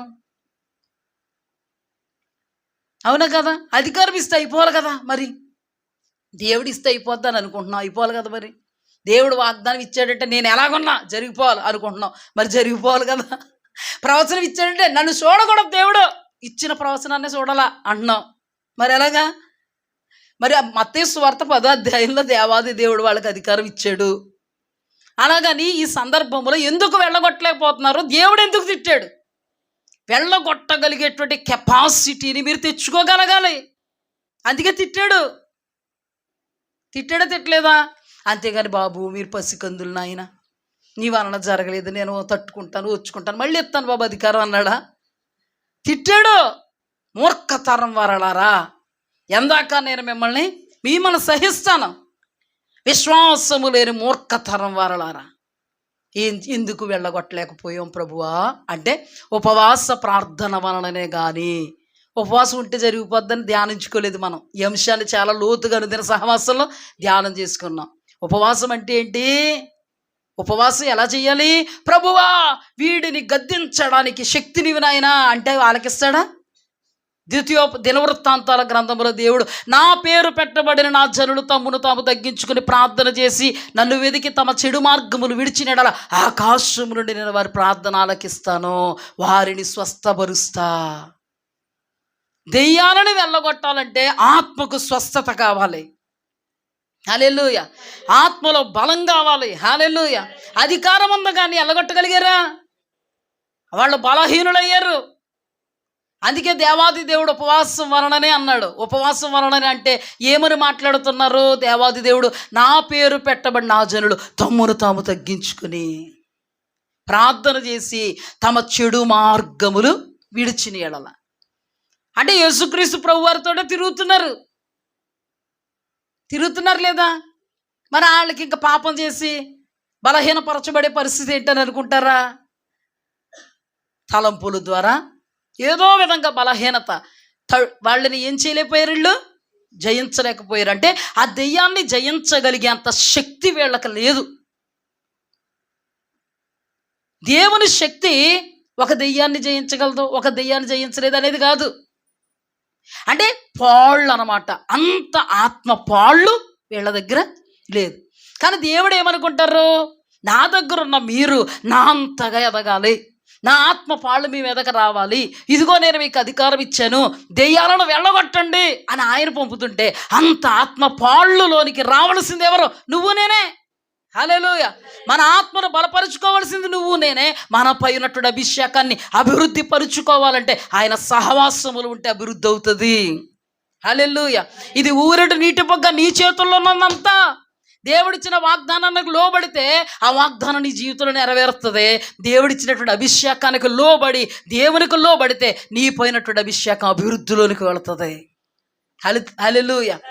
మనపైనటువంటి అభిషేకము ఊరడి నీటి బుగ్గ కావాలి, అంచలంచలాగా ఎదగగలగాలి. కానీ వాళ్ళ దగ్గర దానిని వెళ్ళగొట్టేటువంటి శక్తి లేదు. అర్థమైందా? ఇందాక మనం ధ్యానం చేసుకున్న దాంట్లో ఏంట్రా అని వెళ్ళింది 7 అంటే ఆ 7 అసలా లేదు. అర్థమైందా మీకు? జాగ్రత్తగా గమనించండి, కన్ఫ్యూజ్ అవ్వకండి. 7 అసలు లేదు. కానీ వీళ్ళలో ఏముంది? దానిని జయించగలిగేటువంటి శక్తి లేదు. అంత అత్యుత్తమైనటువంటి అభిషేకం లేదు. అప్పుడు దేవుడు పారద్రోలాడా లేదా? వాళ్ళని తిట్టాడా లేదా? తిట్టాడా అంటే ఏమి ఎక్స్పెక్ట్ చేశారు ఆయన? ఆ దెయ్యాన్ని విలవేలాడించగలగాలి మీరు అని. కానీ అద్భుతం ఏంటంటే దెయ్యం ఏమనలేదులేండి బాబు. ఎవరిని కొద్దో గొప్ప ఉందలే పాపం అయితేనే, అంటే కొద్దో గొప్ప ఉందలే ఏమనలేదు. దేవుడు మాత్రం కోపం వచ్చి తిట్టాడండి. ఏమంటే ఊరికి వస్తుందండి దేవుడు కోపం? తిట్టాడా లేదా? చితగా తిట్లు తిట్టి ప్రభు అంటారు తీసుకురండి నా యొద్దకి. అక్కడ జరిగిన కార్యం ఏంటో తెలుసా? దేవుడు గద్దించగానే విలవిలలాడించి వదిలేసింది. నుండి ఒక పాయింట్ చెప్తాను నేను. దేవుడు మన మీద చాలా ఎక్స్పెక్టేషన్స్తో ఉంటారు. అందుకే మనకు ఆయన సహవాసం ఇస్తారు, సన్నిధిస్తారు. మనం ఆయన సన్నిధిలో ఉన్నంతసేపు మన మీద ఆత్మ పొంగి పొరలాలే. హల్లెలూయా. నేను అనుభవపూర్వకంగా చెప్తున్నాను. ఈ అనుదిన సహవాసం ఎప్పుడైతే ప్రారంభమైందో నా జీవితంలో అనుకోనటువంటి ఆధ్యాత్మికమైన అనుభవాలు నేను అనుభవించడం జరుగుతుంది. నా పోయినటువంటి అభిషేకం పొంగి ప్రవహించడం నేను ఎరగలుగుతున్నాను. దేవుని సన్నిధిలో ఉండడం లాభసాధకం. మనకే తెలియకుండా ఆయన మనల్ని అభిషేకిస్తారు. మనకే తెలియకుండా మన మీద ఆత్మపాళ్ళు అభివృద్ధిలోనికి వస్తాయి. ఆత్మపాళ్ళు లేవంటారా? 30 లేవా? 60 లేవా? 100 లేవా? ఒక్కొక్క దెయ్యాన్ని వదలగొట్టాలంటే పరిపూర్ణమైన ఆత్మ ఉండగలగాలి. హల్లెలూయా. అందుకే యెహెజ్కేలు కొంత మట్టుకు మునిగాడు, ఆ తర్వాత ఇంకా మునిగాడు, ఆ తర్వాత ఇంకా మునిగిపోయాడు. పరిశుద్ధాత్మ ప్రవాహములో మనం మునుగుతూ ఉండాలి. పరిశుద్ధాత్మ ప్రవాహంలో మనం తేలియాడకూడదు, మునిగిపోవాలి. హల్లెలూయా. పరిశుద్ధాత్మ దేవుని యొక్క ప్రవాహం ఎక్కడ దక్కుతుందో తెలుసా నీకు? ఆయన సహవాసములో విస్తారంగా దక్కుద్ది. ఎవరైతే 2-3 కూడి నా నామాన్ని ఏకీభవిస్తారో అక్కడ నేను వారి మధ్యలో ఉంటానని సెలవిచ్చిన దేవుడు ఉండి ఊరికే కూర్చొని ఉండడు. ఆయన మనల్ని తాకుతారు, మనల్ని ఈవులతో, తలాంతులతో, కృపలతో, కృపావరాలతో అభిషేకిస్తారు. మనకే తెలియకుండా మనలో ఉన్న ఆత్మ పాళ్ళు అత్యధికం అవుతాయి. అది అత్యధికం చేసుకోవాల్సింది ఎవరో? మనమే. మన చేతుల్లోనే ఉంది అత్యధికం చేసుకోవడం. దేవుడి చేతుల్లో ఉందంటారు. ఇప్పుడు వరకు ధ్యానం చేసింది అధికారాన్ని ఉపయోగించుకోవడం మన చేతుల్లో ఉంది. వాగ్దాన ఫలాన్ని అనుభవించడం మన చేతుల్లో ఉంది. ప్రవచన ఫలాన్ని అనుభవించడం మన చేతుల్లో ఉంది. అభిషేకపు పాళ్లను వృద్ధి పొందించుకోవడం మన చేతుల్లో ఉంది. హల్లెలూయా. హల్లెలూయా. ఎలా? దేవునికి లోబడడం. దేవుడు వాక్యం ఏం చెప్తుంది? సమాజముగా కూడుకునుట నిర్లక్ష్యం చేయకండి. మనం సమాజంగా కూడుకున్నప్పుడు ఆయన వాక్యానికి ఏమవుతున్నాం? లోబడుతున్నాం. అప్పుడు మనలో ఏ కార్యసిద్ధిని కలుగు చేయలేడు దేవుడు, కలుగు చేసి చూపుతాడు. హల్లెలూయా. దేవునికి స్తుతి కలుగుగాక. ఇక్కడ చూడండి, వెళ్ళగొట్టలేకపోయారు. ఆ తర్వాత దేవుడు వెళ్ళగొట్టాడు.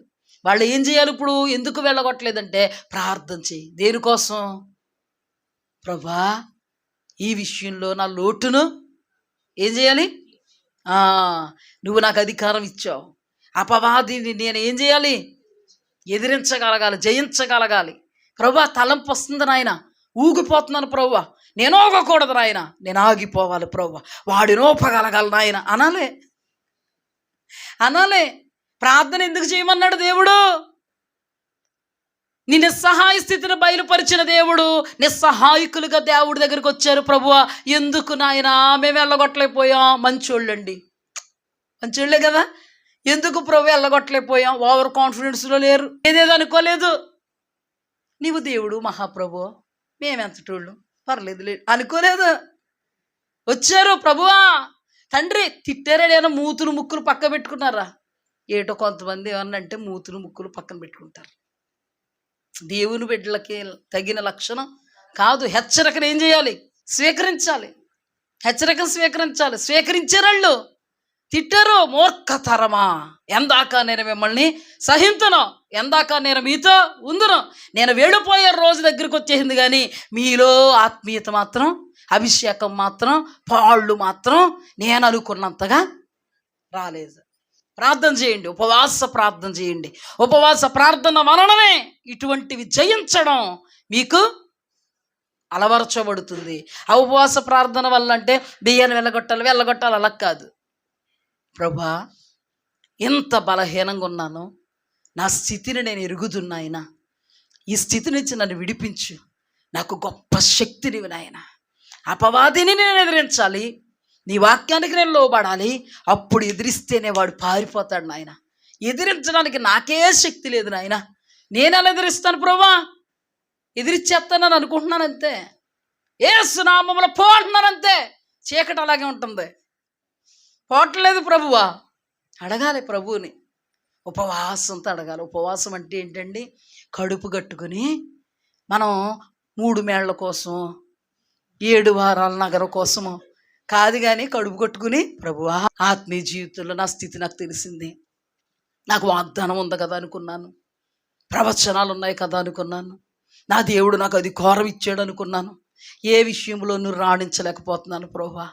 దేవా నువ్వు అధికారం ఇచ్చావు నిజమే, వాగ్దానం ఇచ్చావు నిజమే, ప్రవచనం ఇచ్చావు నిజమే, మరి అది నెరవేరడానికి నాకు శక్తి కావాలి కదా ప్రభువా.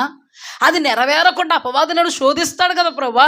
వాడిని ఎదిరించాలి నాయన. నాకు శక్తివి, నాకు బలం ఇవి, అన్నాట్లకి ఉంటాడు నాయన వాడు. నన్ను నింపు. హల్లెలూయా. ఏమండి, ఒక తల్లి దగ్గర ఎలీషా ఏమని మాట్లాడతాడు? నీ ఇంటిలో ఏముంది? ఇంటిలో ఎన్ని ఉండవండి. ఆమె ఒకటే అంటుంది, నా ఇంటిలో నూనె కుండ ఉంది. హల్లెలూయా. ఏముంది నీ ఇంట్లో? నూనె కుండ. ఆత్మశక్తి, సంపూర్ణమైనటువంటి ఆత్మ బలం. ప్రభువు మనలో నుంచి కోరుకున్నది అర్ధామర్ధ పరిస్థితి కాదు, సంపూర్ణంగా ఆయన ఆత్మ నీలో ఉండాలి. హల్లెలూయా. ఆయన ఆత్మతో కుండ అనబడేటువంటి నీ సర్వ దేహము నింపబడాలి. హల్లెలూయా. ఆ తల్లి అంటుంది, నీ ఇంటిలో ఏముంది? నా ఇంటిలో నూనె కుండ తప్ప మరేది లేదు. అవి అక్కడ చాలా మనకు పరిష్కారం జరగడానికి. మన జీవితాల్లో ఏముండాలి? దేవుని ఆత్మ. హల్లెలూయా, హల్లెలూయా. ఆయన ఆత్మతో మనం నింపబడాలి. ఆయన ఆత్మ పాళ్ళు మనలో అత్యధికంగా ఉబకగలగాలి. ఊరెడు నీటి బొగ్గండి ఆయన మనలో ఊరుతూనే ఉండాలి. ఆపావో ఆగిపోతాడు, జాగ్రత్త. కొంతమంది తెలియలేనా ఆగిపోతాడా దేవుడు? నీకు తెలియదు, నోరు మూసుకో. నీకు తెలియదు, సోదు కబుర్లు చెప్తా, మళ్ళీ ఏదో గారిడి సీమోన్ లాగా లేకపోతే బరియస్సు లాగా తగులుకుంటా ఉంటాం. తగులుకున్నాడా? గారిడి సీమోను బరియస్సులు. ఆయనేమో డబ్బు పెట్టేసి లాగేద్దాం అనుకుంటాడు, ఈయనేమో మొత్తానికి తిన్న మార్గాన్ని చెడగొడదాం అనుకుంటారు. ఇలాంటి వాళ్ళు కొంతమంది ఎటకారాలు మొక్క తీసి ఎటకారం. దేవుడంట ఆగిపోతాడంట. ఆ నూనె కుండ విషయంలో ఆమె నూనె పోయడు ఆపేస్తే అయిపోయిందా లేదా నూనె? ఇంకో 10 పాత్రలు పెడితే నిండకూడదా? మరి నువ్వు కూడా అనుదిన సహవాసానికి రావడం మానేస్తే ఆగిపోద్దా కదా? చెప్పండి. బుధవారం బైబిల్ స్టడీకి రాకపోతే ఆగిపోద్దా కదా? ఆదివారం ఆరాధనకు రాకపోతే ఆగిపోద్దా కదా? శుక్రవారం కడుపు కొట్టుకోకపోతే ఆగిపోద్దా కదా? మరి ఎంతమందికి ఆగిపోయిందో, ఎంతమందికి సాగిపోతుందో మీకే తెలియాలి. మానకండి, మానిపాడేయకండి. నిద్ర వస్తున్నా కూడా దైవజనులు నిద్రపోవద్దన్నా నిబ్బరం చేసుకుని నిలబడి ఉపవాసంతో కడుపు కట్టుకుని, ప్రభా నిద్ర వస్తుందని ఆయన నన్ను విడిపించు ప్రభా అంటే విడిపించడా దేవుడు? ప్రార్థనకు రావడం మానేస్తావా? అయ్యయ్యో, నిద్ర వస్తుంది అన్నారని పాస్టర్ గారు ప్రార్థన రావడం మానేస్తారా? అబ్బబ్బో, ఇంకా కష్టపడి అంటున్నారని మానిపడేస్తారా? అయ్యయ్యో, ఇలా అయితే ఎలా మరి? ఊరిటి నీటి పొగ్గు ఉబికేద్దేటి మనలో, ఆగిపోద్ది. జాగ్రత్త. సైతానుగడ అస్త్రం అది. మెల్లగా ఉపవాస ప్రార్థన నుంచి తప్పించాడు. మెల్లగా బుధవారం బైబిల్ స్టడీ నుంచి తప్పించాడు. ఇంకా కాస్త ఆగు, మెల్లగా ఆదివారం కూడా తప్పిస్తాడు. కాస్త ఆగు. ఆ తలంపు తెచ్చినాడు ఎవరు? అయ్య బాబు, ఇంకా అత్తమాట నిద్ర అంటున్నారు బాబు, సిగ్గేసేస్తుంది నాకు అని పడేస్తాను. ఆ తలంపు ఎవరు తెచ్చారు నీకు? సైతానుగాడు. ఈ తలంపు వచ్చినప్పుడు నువ్వు అయ్య బాబు ఇది సాతానుకు సంబంధించింది అనుకున్నావా? అనుకోకుండా నువ్వు ఆ తలంపుని అమలుపరిచావు. ఇప్పుడు చెప్తున్నాడు, అన్ని ఎత్తి మీద ఉన్నాడు. అందుకే బుధవారం కూడా ఎగ్గొడతావు, అందుకే ఆదివారం కూడా ఎగ్గొట్టేస్తారు ఇప్పటి నుంచి. ఎట్టి పరిస్థితుల్లో ఆత్మనార్పకుడి, ఆత్మను తొక్కబెట్టకుడి, అజ్ఞాన దశలో ఉండకుడి, అవివేక మంద దశలో ఉండకుడి, దేవుని సన్నిధి కొరకు ప్రయాసపడుడి. హల్లెలూయా. ఇందాక మనం చెప్పుకున్నాం, అంతమందిలో తిట్టాడంటే యేసు ప్రభు చెట్టంత మనుషుల్ని. అన్నారా లేదా? అంతమందిలో యేసు ప్రభు వారు మూర్ఖతరం వారలారా, ఎందాకనైనా మీరు సహించాలి అంటే షార్ట్కి వెళ్ళి తిట్టుకున్నారా? అయ్యో, యేసు ప్రభు వారు ఇలా తిట్టే పరిస్థితులు మేము ఉన్నాం, ఇలాగ అనిపించుకున్నాం. తిట్లు పక్కన పెడితే అయ్యయ్యో ఎంత బలహీనులుగా ఉన్నాం. ప్రభువేమో మన విషయంలో ఇలా ఎక్స్పెక్టేషన్తో ఉన్నారు, మనమేమో ఆయన అనుకున్నది మన జీవితంలో కనబడక ఆయన తిట్టారు. ఏదేమైనా ఆయన అనుకున్నది మా జీవితంలో కనబడాలి. ప్రభువా, అపజయపాలైపోవడానికి కారణం ఏంటి ఆయన అని అడిగారా? మరి కొందరు ఏం చేస్తున్నారు? పడేద్దాం మాని. దేవుని సన్నిధి మానుకుంటే పోయేది మనమే. దేవుని సన్నిధి మానుకుంటే పోయేది మనమే. ఏమంటే చేలో చాలా గొడవలు వస్తాయండి. పక్కోడు నీళ్లు ఆపేసి అతనికి పెట్టేసుకుంటాడు. కోపం వచ్చి మానిపాడి చేలోకి వెళ్ళడం మానిపాడేవయ్యా. ఏమవుతుంది అప్పుడు? ఆడెన్ని తిట్టినా, బూతులు మాట్లాడినా, కాళ్ళెట్టేసుకురన్నా, అడుక్కునన్నా, బాబు పక్క తిప్పయ్యా అంటాం. పోయేది ఉంది, అది పోయేది. ఇందులోేముంది పోయేది? ఆ సమయం కూడా మనకుంటే, ఆ సమయంలో కూడా దుడిపే. ఎంత జ్ఞానం, ఎంత వివేకం, ఎంత అందత్వం, ఎంత మందత్వం అండి.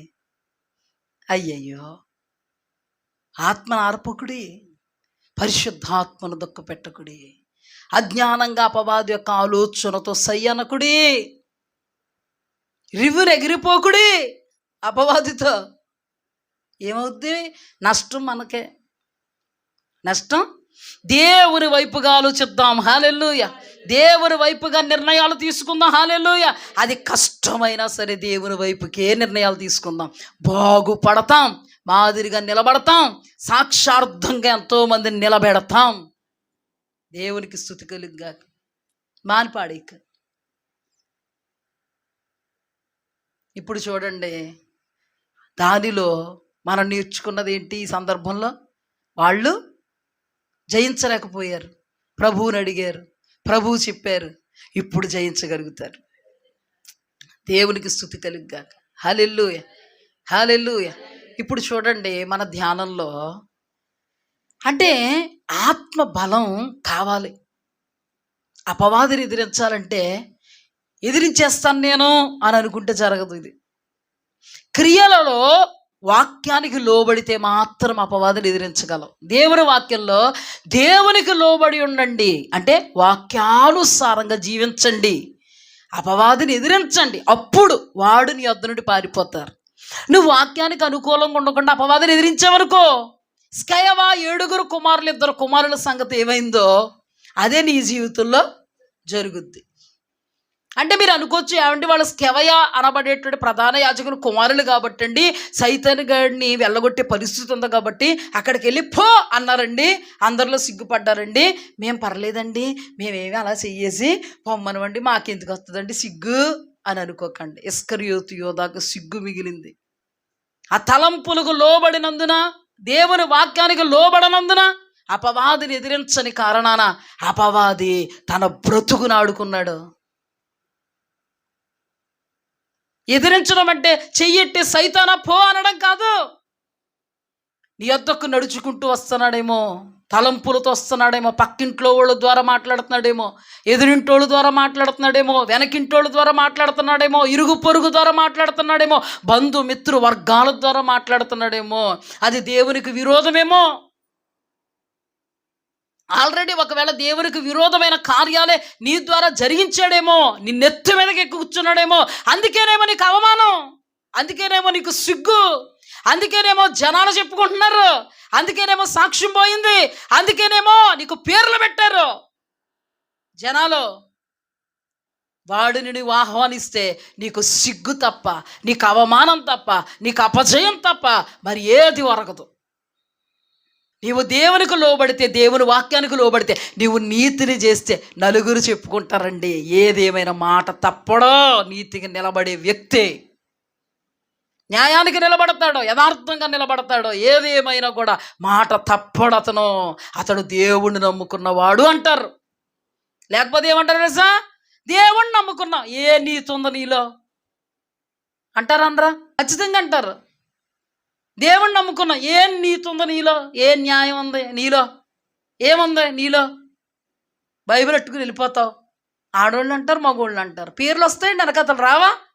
నీ బ్రతుకును బట్టి వస్తాయి పేర్లు, నీ జీవితాన్ని బట్టి వస్తాయి, నీ వైఖరిని బట్టి వస్తాయి, నీ విధి విధానాలను బట్టి వస్తాయి, నీ యొక్క మాట తీరును బట్టి, నీ ప్రవర్తనను బట్టి తప్పకుండా నీకు వెనకతల పేర్లు వస్తాయి. మన జీవితంలో సాతానుడు ఎప్పుడైతే వాడిని ఆహ్వానిస్తామో మన జీవితంలో అది మనకు మేలు కాదు, అది మనకి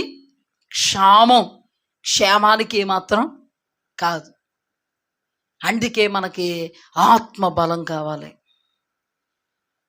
అపవాదిని ఎదిరించాలంటే మొదట మనం చేయాల్సింది ఏంటో తెలుసా? వాక్యానికి లోబడాలి. వాక్యానికి లోబడాలి.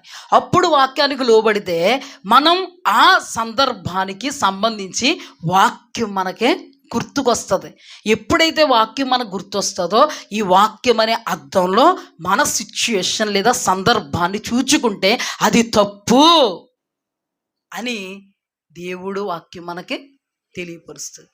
అది తప్పని దేవుడు వాక్యం తెలియపరిస్తే భయముతో ఒడుకుతో నేను చేస్తున్న తప్పు బాబా అలా చేయకూడదంటే నీకు మంచి పేరు వస్తుంది. హల్లెలూయా. అది తప్పని తెలిసినా కూడా నిన్ను నువ్వు సమర్థించుకుంటే దుర్మార్గురాలు అని పేరు వస్తుంది, దుష్టురాలు అని పేరు వస్తుంది. ఇప్పుడు మనం బుధవారం బైబిల్ స్టడీలో ధ్యానం చేసుకున్నాం. ఏమని ధ్యానం చేసుకున్నాం? దావీదుతో పాటు 400 మంది వెళ్ళి యుద్ధం చేశారు, 200 మంది అలసటతో పడిపోయారు. ఈ 400 మందిలో పనికి మాలినోళ్ళు దుర్మార్గులు ఏమంటున్నారు? భార్య బిడ్డలు ఇచ్చేయి, ఇంకంతే. ఎంత కర్కశంగా మాట్లాడారో. ఆ తలంపు వాళ్ళ దగ్గర రాగానే ఇది కర్కశం. నో, ఎలా బ్రతుకుతారు? ఇంతవరకు మనతో ఉన్నారో, ఇంతవరకు మనతోటే యుద్ధం చేశారు, ఇంతవరకు మనలో ఒకరుగా ఉన్నారో, అలసటతోనే కదా పడిపోయారు, సమస్యలు కదా పడిపోయారు. భార్య బిడ్డలతో పాటు మనము సంపాదించినటువంటి సంపాదన కూడా ఇవ్వడం సబబు అని అనుకున్న వాళ్ళకి దేవుడు పనికి మాలిన వాళ్ళు, దుర్మార్గులను పేరు పెట్టలేదు. మనుష్యులు కూడా పెట్టే ఆస్కారం లేదు. దేవుని వాక్యానికి లోబడకపోతే మనకు పేర్లు వస్తాయి. దేవుని వాక్యానికి లోబడకపోతే మన పేరు వెనకతల తోకల్లాగా తగులుతాయి. బాధపడితే ప్రయోజనమే లేదు. అందుకే దేవుడు అంటున్నాడు, నీలో ఉన్న ఆత్మను బలపరుచుకో, వాక్యానికి లోబడ్డం నేర్చుకో. నీ వల్ల కాదా? ఉపవాసము వలననే కానీ మరి దేని వలన కాదా? సాధ్యం కాదు. ఉపవాసముతో నిన్ను నీవు దేవుని మాటను బట్టి తగ్గించుకో, నీ తప్పిదములు ఒప్పుకో, దేవాది దేవుడు నీకు సహాయపడతాడు. హల్లెలూయా. ఆయన కనుసైగలలో నువ్వు ఉంటావు. ఇప్పుడు చూడండి, ఈ తెగ ఆత్మశక్తి లేదు. ఉందమ్మా? ఈ రోజున నీలో నాలో ఆత్మశక్తి ఉండాలి. ఆత్మశక్తి ఉండకపోతే చాలా ప్రమాదం. దేవుడు మనకు భరోసా ఇచ్చాడు, నేను మిమ్మల్ని అనాథలుగా విడవను. మరి అలాగా వీళ్ళు క్రైస్తవులు కదా, మరి ఎందుకు అనాథలు అయ్యారు చెప్పాలి.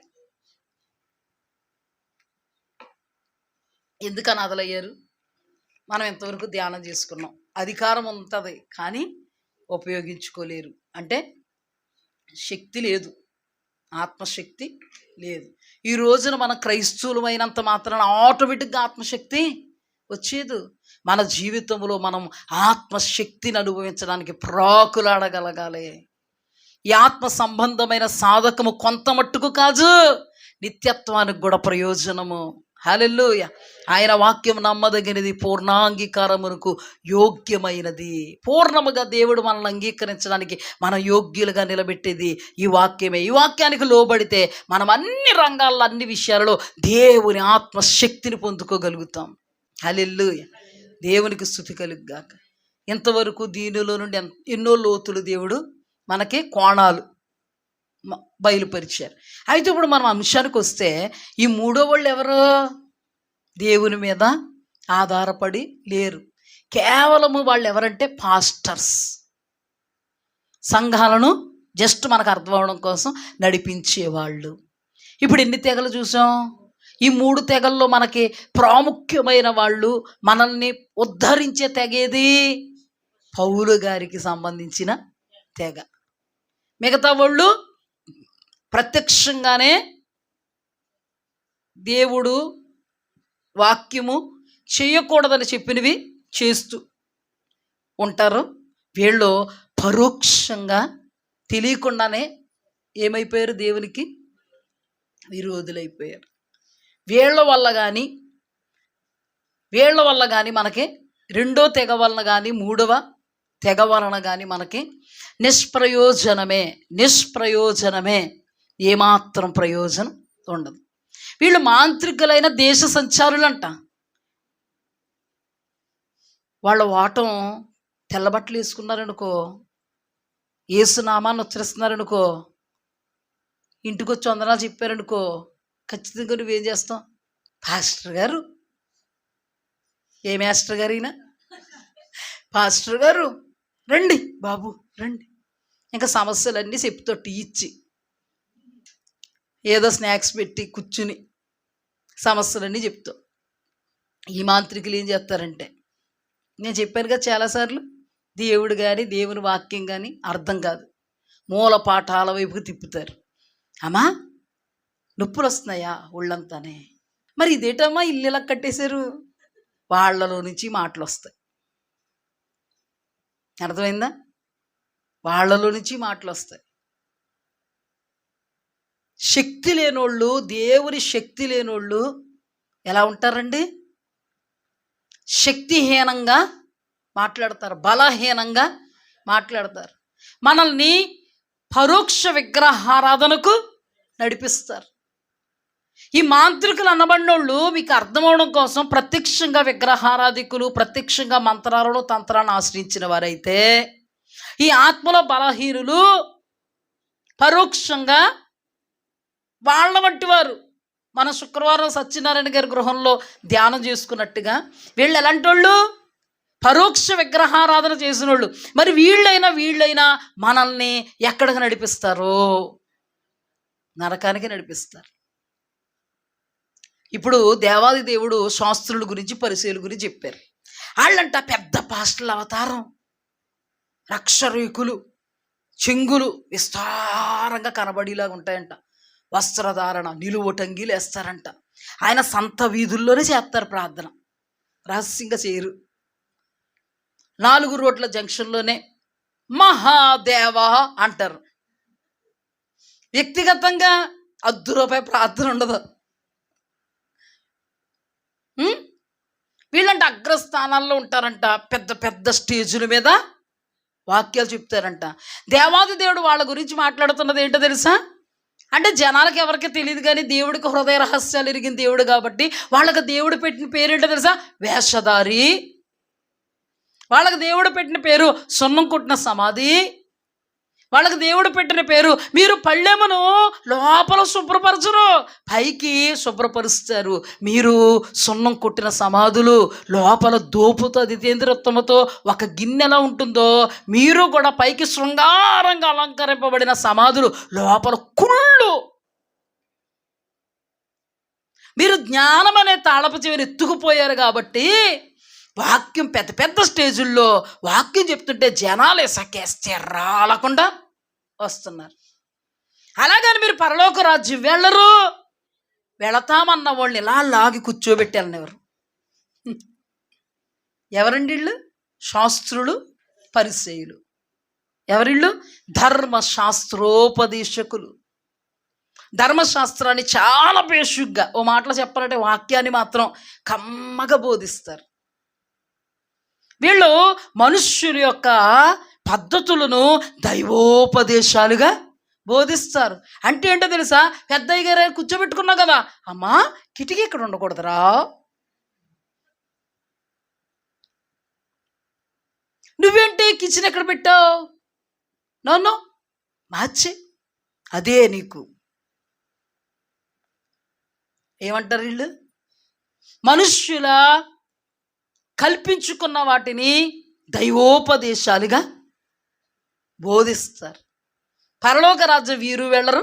పరలోక రాజ్యం వెళ్ళే వాళ్ళని లాగి వాళ్ళ దగ్గర కూర్చోబెట్టుకుని వెళ్ళనేవారు. చాలా జ్ఞానంగా చెప్తారు వాక్యం. ఇదంతా మనకు తెలిసిన మాటే కదా. మత్తయి సువార్త 23వ అధ్యాయం అంతా దేవాది దేవుడు వాళ్ళ భోగోతాన్ని బయటపెట్టేశాడు, వాళ్ళ రహస్యాన్ని బయటపెట్టాడు. ఎందుకండి రహస్యాన్ని బయట పెడుతున్నాడు దేవుడు? ఆ రహస్యపు బ్రతుకుల్లో మనము అర్ధరాహిత్యంగా పడిపోయి వాళ్ళను ఫాలో అవ్వకూడదని దేవుడు బయట పెడుతున్నాడు. మనం అలా వెళ్ళిపోకూడదని, ఆ భయంకరమైన బోధలకు మనం ఏమైపోకూడదు, లొంగిపోకూడదు, వశమైపోకూడదని. చూడండి వాళ్ళ బ్రతుకులు ఎలా ఉన్నాయో. ఏమా ఎలా ఉన్నాయి చూడండి బ్రతుకులు. పెద్ద ఐగారులండి వీళ్ళ పేర్లు, ఐగోర్లు. గోర్లు కాదు, ఐగారులు. ఏమండి ఎంత రహస్యాన్ని దేవుడు అక్కడే బయట పెట్టలేదు 23వ అధ్యాయంలో. అందరూ కూడా వాళ్ళని ఏమనుకుంటున్నారు? పెద్ద అయ్యారు, ధర్మశాస్త్రోపదేశకులు. కానీ వీళ్ళు చెప్పి బోధలు ఎలా ఉన్నాయి? జ్ఞానం అనే తాళపు చెప్పి ఎత్తుకుపోయి బోధ చేస్తారనమాట. ఎంత అద్భుతంగా బోధిస్తారో. ఆ పాస్టర్ గారు వాక్యం అండి 2 గంటలు చెప్పినానండి, 2 నిమిషాల్లాగా వెన్న కరిగిపోయినట్టు కరిగిపోద్దండి. వెళ్ళమ్మా. ఎలా ఉంటారు వీళ్ళు? అయ్యయ్యో, వేషధారులైన శాస్త్రులారా, పరిసయ్యులారా, ఓ గుడ్డి పరిసయ్యుడా, నువ్వు గుడ్డివాడవండి, గుడ్డోళ్ళకు త్రోవ చూపుతున్నావా? 2 గుంటలో పడిపోతారు. మీకు పరలోకం ఉండదు. మిమ్మల్ని నమ్ముకున్న వాళ్ళకి పరలోకం ఉండదు. అయ్యయ్యో, అంటే ఇంతలా కనబడుతున్నారా పాస్టర్స్? పెద్దయ్య గారిలాగా కనబడుతున్నారు. అందరి గురించి కాదు సుమా, దేవుని వాక్యాన్ని బట్టినే చెప్తున్నాను. కొంతమంది ఫైటింగ్కి వచ్చేసేలాగా ఉన్నారు, మా గురించి చెప్తున్నారని. అంటే వాళ్ళు బూడిద గుమ్మడికాయ భుజాలో. నేను ఏం చెప్తున్నాను? ఉన్నదే చెప్పానమ్మా. యేసుప్రభు గారు చెప్పిందనే చెప్పాను. వాక్యంలో లేనిది ఇప్పటివరకు ఏమైనా చెప్పానా? ఏ తెగ విషయంలో మనం మోసపోతాం చెప్పండి? వీళ్ళ విషయంలో మనం మోసపోతాం. లోకంలో ఉన్న మాంత్రికుల విషయంలో మోసపోం. లోకంలో ఉన్న కర్ణ పిశాచం కలిగిన వాళ్ళ దగ్గరికి మనం వెళ్ళాం. కానీ కొంతమంది దైవజనులు ప్రత్యక్ష విగ్రహారాధన చేయిస్తారు, కొంతమంది దైవజనులు పరోక్ష విగ్రహారాధన చేస్తారు. బిలాము ఇశ్రాయేలీల జనాంగాన్ని ప్రత్యక్ష విగ్రహారాధనకి, అంటే ఒక మాటలో చెప్పాలంటే పాపానికి నడిపించాడు. ముసలి ప్రవక్త ఒక గొప్ప దైవజనుడిని పరోక్షంగా పాపానికి నడిపించాడు. మనందరికీ తెలుసు కదా. విగ్రహారాధనకు, వ్యభిచారానికి నడిపించాడు ఏదో ఆశించి. ఎవరో? బిలాము. ముసలి ప్రవక్త ఏదో ఆశించి ఒక అద్భుతమైనటువంటి దేవుని మాట మీద నిలబడి దేవుణ్ణే చూసుకుంటూ అంతవరకు వచ్చిన వ్యక్తిని ఆపేయగలిగాడండి. ఇతను చచ్చిపోయాడు. ఈ అందరికి తెలుసు కాబట్టి విశేషంగా చెప్పట్లేదు. మన శుక్రవారం ధ్యానం చేసుకున్నాం సత్యనారాయణ గారి గృహంలో. ఒక దైవజనుడు దాదాపు 20,000కు పైగా ప్రజలు మరణించడానికి కారణమైతే, ఒక దైవజనుడు అతీతమైనటువంటి అద్భుతమైనటువంటి సేవకుడు మరణానికి కారణమైతే, ఈ రోజున ఇలాంటి వాళ్ళు ఎందరో సంఘం యొక్క ఆత్మీయకమైన మరణం అనబడే నిత్య నరకాగ్ని పాలైపోవడానికి కారణమవుతున్నారు. ఎవరు అస్త్రం? అపవాది అస్త్రం. వీళ్ళు అపవాది తరపున పనిచేస్తారు. బరియస్సు అనబడిన వాడు తిన్నని మార్గాన్ని తప్పించాడు. ఇక్కడ కూడా ముసలి ప్రవక్త తిన్నగా వెళ్ళిపోతూ ఉంటే వెనకకు లాగాడని రాయబడింది. బిలాము విషయంలో కూడా తిన్నని మార్గమును తప్పించాడని దేవాది దేవుడు పత్రికల్లో రాయించాడు. బయోరు కుమారుడైన బిలాము తిన్నని మార్గము నుంచి తప్పించాడు. అంటే వీళ్ళందరూ కూడా అపవాది చేతుల్లో కీలు బొమ్మలైపోయి మనల్ని తిన్నని మార్గం అనబడే, మార్గం సత్యం జీవం అనబడే ఆ నిత్య రాజ్యానికి బాట అనబడే ఆ బాటలో నుండి వెనక్కి లాగుతారు, ఆ బాటలోని తప్పిస్తారు. ఇశ్రాయేలీల్లో ఏ వంకరతనం లేదండి, ఆ సమయంలో ఏ దోషం లేదండి. అతీతంగా వాగ్దాన దేశానికి వెళ్ళిపోతూ ఉంటే ఆ మార్గంలో నుంచి తప్పించాడు బిలాము. దేవుడు మాట పట్టుకుని ఎక్కడ అన్నపానములు పుచ్చుకోకుండా వచ్చిన పని చేసుకుని కడుపు ఆకలితో అలమటిస్తున్నా, దప్పికతో గొంతెండుకుపోతున్నా దేవుని వైపుకు చూస్తూ దేవుని మాటను బట్టి వచ్చిన మార్గముగా కాక వేరొక మార్గాన ఎక్కడ ఏమి తీసుకోకుండా దేవుని మాటను బట్టి యథార్థంగా ఏ వంకరతనము దోషము లేకుండా ఆ మార్గం గుండా వెళ్ళిపోతుంటే వెనక్కలాగాడు మార్గం నుండి. మీకు స్పష్టంగా రాయబడింది, బిలాము గురించి రాయబడింది, తిన్నని మార్గము నుంచి తప్పించాడు. ముసలి ప్రవక్త గురించి రాయబడింది, వెనకకి లాగిన ప్రవక్త, వెనకకి లాగిన ప్రవక్త, వెనకకి లాగిన ప్రవక్త. ఇప్పుడు బరియస్ ఏం చేస్తున్నాడు? తిన్నని మార్గమును చెడగొడుతున్నాడు. ఎవరో? బరియస్సు, అబద్ధ ప్రవక్త. ఎవరు వీళ్ళు? అపవాది చేతుల్లో పందిలైపోయారు, కీలు బొమ్మలైపోయారు. అపవాది రాజ్య విస్తరణకు పాటుపడుతున్నారు, ఎంతగానో పాటుపడుతున్నారు. ఎవరు మనకు ప్రయోజనం? ఎవరు మనకు నిష్ప్రయోజనం? ఏం తెలియజేస్తుంది ప్రయోజనం నిష్ప్రయోజనం? ఈ రోజున దేవుని సన్నిధికి రాకుండా ఇళ్లల్లో ఉన్న వాళ్ళకి తెలుస్తుంది ఈ వాక్యం. మనకే ఇంకా మన బ్రతుకు సరిపోదండి వాక్యం ధ్యానించడానికి, మన జీవితం సరిపోదు. ఎంత వాక్యము ధ్యానిస్తే ఆ నిత్య రాజ్య మార్గంలో వెళతాం.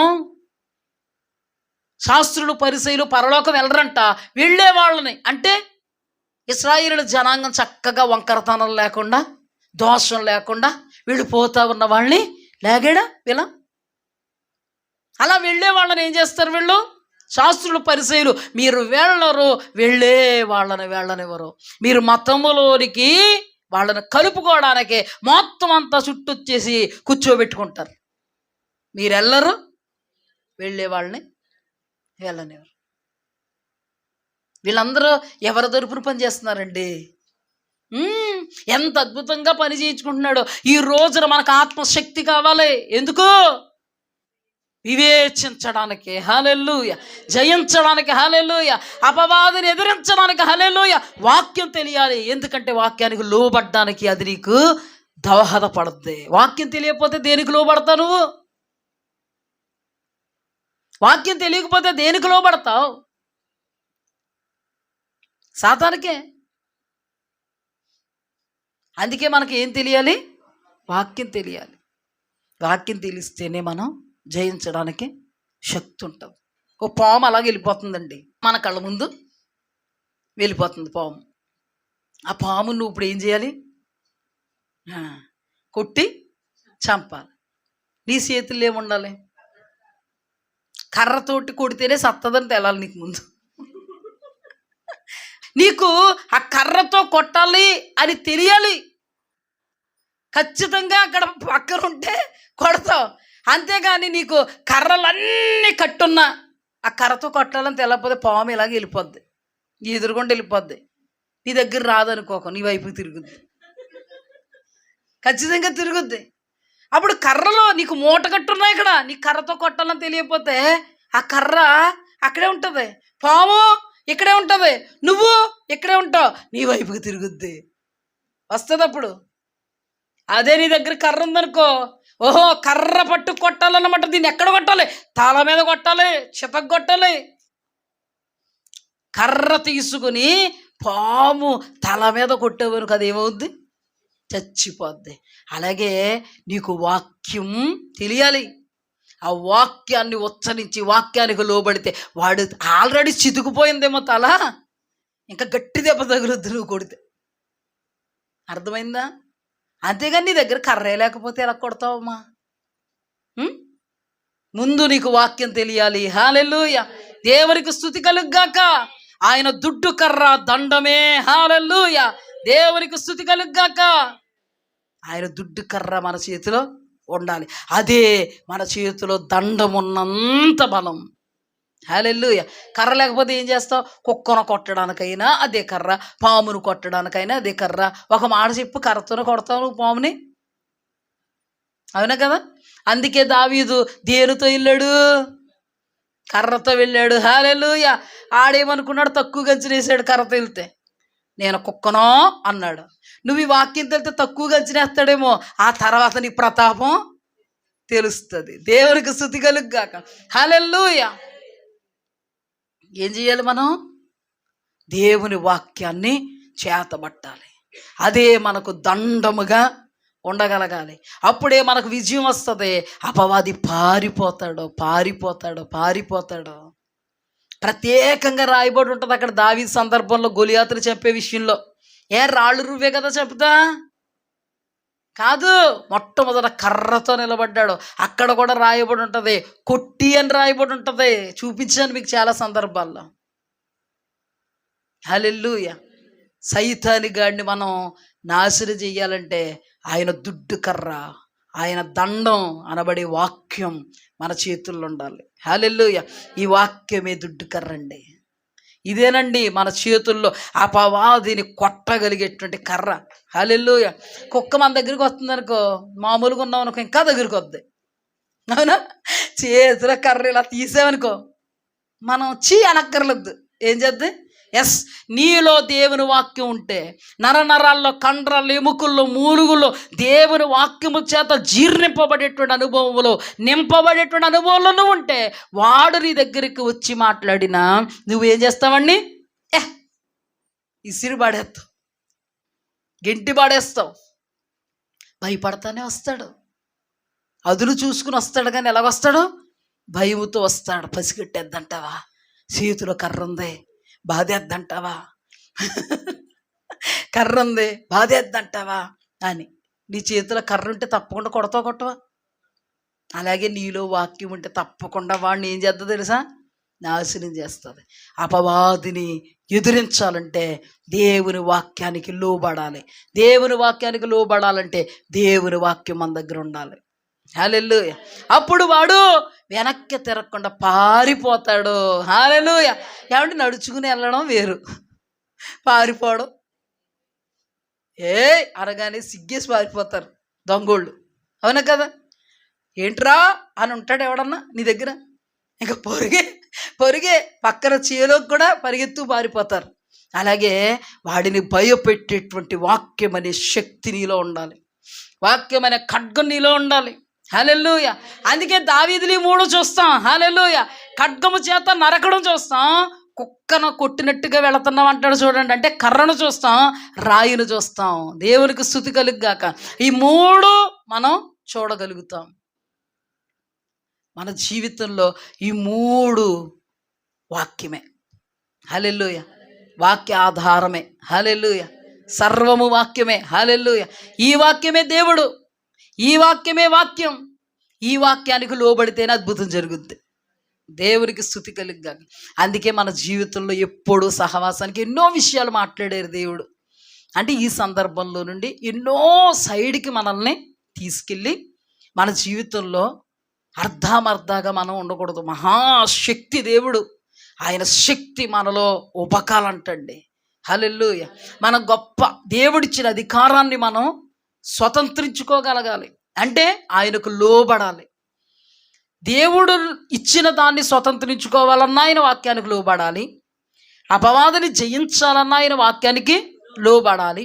మన జీవితంలో ఆయన మన కొరకు ఏదైతే ఉద్దేశించాడో, లేకపోతే ఆయన మన మీద ఏ ఆశ పెట్టుకున్నాడో ఆ ఆశ అంతటిని మనము నెరవేర్చాలన్నా మనము దేవునికి లోబడాలి. టోటల్గా నీ విశ్వాస జీవితంలో, నీ బ్రతుకులో ప్రధానమైన పాత్ర వాక్యం పోషించాలి. హల్లెలూయా. నువ్వైతే గీతే లోబడడం వాక్యానికే లోబడగలగాలి. ఈ వాక్యానికి లోబడుట ద్వారానే సమస్తము ఆధారపడి ఉన్నది. హల్లెలూయా, హల్లెలూయా. అందుకే మన జీవితంలో ఇంకొక మాట ఏం ధ్యానం చేసుకున్నాం, వీళ్ళెవ్వరు మనకు ప్రయోజకులు కాదు, నిష్ప్రయోజకులు. పౌలు వంటి వారే మనకి ప్రయోజకులు. వాళ్ళు దేవుడు అప్పగించిన మందను యథార్థంగా కాయాలని సంకల్పంతో ఉంటారు. దేవుని సన్నిధిలో ప్రసవ వేదన పడతారు. దేవుని కార్యాల కొరకు ఎదురు చూస్తారు. సంఘాన్ని సంరక్షించుకుంటారు. సంఘం విషయంలో దేవుడు పాదాలు పట్టుకుంటే ఆయన సంఘానికి ఏమి బోధించాలో అన్నీ బోధిస్తాడో. కడవరకు సంఘాన్ని కనిపెట్టుకుంటూ ఉంటారో. సంఘాన్ని నిత్య రాజ్య మహిమలో నిలబెట్టేంత వరకు, వాళ్ళ తుది శ్వాస విడిచేంత వరకు సంఘం మీద ప్రాణం పెట్టుకుని సంఘాన్ని దేవుని హస్తాల్లో పెట్టేంత వరకు కంకణబద్దులై ఉంటారు. వాళ్ళే మనకు క్షేమము. వీళ్ళే మనల్ని సంపూర్ణతలోకి నడిపిస్తారు. కొందరు పాపములోనికి నడిపిస్తారు, శాపములోనికి నడిపిస్తారు. దేవుని యొద్ద నుండి మనం శాపాన్ని కొని తెచ్చుకునేలా నడిపిస్తారు. అపవాది మనల్ని నాశనము చేసేంత వరకు కూడా వాడు వదలడో, వాళ్ళు మనల్ని అలాగా నడిపిస్తారు. అందుకని ఇప్పుడు మనం ఎలా నడవాలమ్మా? ఎలా నడవాలి? వాక్యానుసారంగా. అందుకే మనకి ఏం కావాలి? వాక్యం తెలియాలి. ఆ సిచ్యుయేషన్కి మన వాక్యం జ్ఞాపకం చేసుకోవాలి. వాక్యంలో నుంచే మంచా చెడా, న్యాయమా అన్యాయమా. ఇంకో విషయం, నీకు వాక్యం తెలిస్తే ఇలాంటి వాళ్ళని రాణిస్తావా? చెప్పండమ్మా. పెద్ద పాస్టర్లాగా ఉన్నారు అని అనుకుంటావా? నెత్తి మీద చేయించేసుకుందాం అనుకుంటావా? ఏమండి మా పిల్లోడు పెళ్ళి అవుతులే చెయ్యరా అంటావా? ఏమండి మా పిల్లోడు డాక్టర్ చదివిస్తున్నామండి, యాక్టర్ ఇలాగ ఉన్నాడాడు, కొంచెం ప్రార్థన చేయండి బాబు డాక్టర్ ఇలాగ అంటావా? వాక్యం మీద నువ్వు ఆధారపడితే ప్రవచనాలు చెప్పేవాళ్ళు వెనకాల నువ్వు పరిగెట్టు. మీ దైవ సేవకులుగా మేము ప్రవచనాలు చెప్పట్లేదా? అలాగని పౌలు గారు ప్రవచనం చెప్పలేదా? పౌలు గారి ద్వారా అద్భుతాలు జరగలేదా? మీ సేవకుల ద్వారా జరగట్లేదా? ఏమండి, కడుపు మనకి నిండుతున్నప్పుడు అర్ధాకలతో ఉన్నట్టుగా ఎందుకండి మనం అల్లల్లాడిపోవడం? అందుకే మన ఒళ్ళు ఎవరు అంత అల్లల్లాడిపోరు. మన ఒళ్ళుకు వాక్యం తెలుసు కాబట్టి అల్లల్లాడిపోరు. ఆ వాక్యం అలా ఉందో లేదో గ్రహించుకుంటారు. బెరాయా సంఘస్థుల్లాగా అలా ఉందా లేదా అని పసిగడతా ఉంటారు. పెట్టాలమ్మా, దేవునికి స్తుతి కలుగుగాక. మన జీవితంలో మనం ఏం చేయాలి? పసిగట్టాలి. ఎవరిని పట్టితే వాళ్ళని నమ్మకూడదు. అందుకేనండి దేవుని ఆత్మ వివేచిస్తుంది. హల్లెలూయా. అందుకేనండి కృపావరాల్లో ఒక కృపావరం ఆత్మల వివేచన వరం. అందుకేనండి పౌలు భక్తుడు అంటారు, ఏది దేవుని ఆత్మో ఏది దెయ్యపు ఆత్మో. ఇప్పుడు చెప్పండి, ఏది దేవుని ఆత్మ? అర్థమైంది మనకు వాక్యాన్ని బట్టి. ఏది దెయ్యపు ఆత్మ? పైకి మాత్రం అందరూ యేసు ప్రభు సేవ చేసి వాళ్ళే, విశ్వాసుల్లో కూడా అందరూ యేసుబాబు భక్తులే. కానీ నిజముగా దేవుని ఆశ్రయించిన వాళ్ళే పరలోక రాజ్యం వెళతారు. సంఘస్థులైన దైవ సేవకులైన ఎవరికి మినహాయింపు లేదు. బిలాము నిత్యం నరకాగ్నిలో కాల్చబడుతూ ఉంటాడు. అంధకారం, గాఢాంధకారం ఆయన కోసం భద్రం చేయబడి ఉంది. విశ్వాసులకి తప్పదు, సేవకులకి తప్పదు. ఈ బ్రతుకున్నంతసేపే మనం తేల్చుకోవాలి.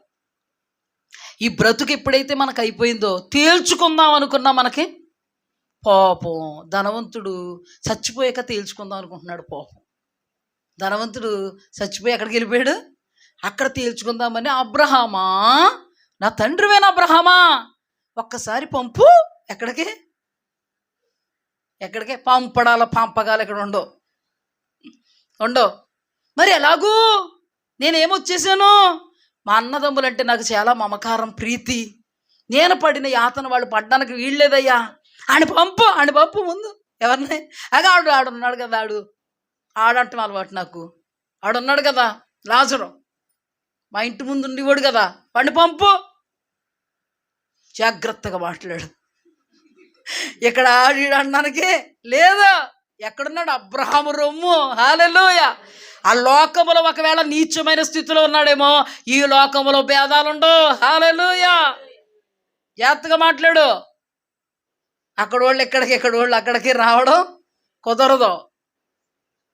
నువ్వు పంపమంటే నేను పంపడం అసలు కుదరదు. మరి ఎలాగా అబ్రహామా తండ్రి, ఎలాగా? ఆస్ట్ర గారులు ఉన్నారు, పౌలయ్య గారు లాంటి సేవకులు ఉన్నారు. హల్లెలూయా. దేవుడి చేత ఏర్పాటు చేయబడిన వాళ్ళు ఉన్నారు, దేవుడిని చూసుకుంటూ సేవ చేసే వాళ్ళు ఉన్నారు.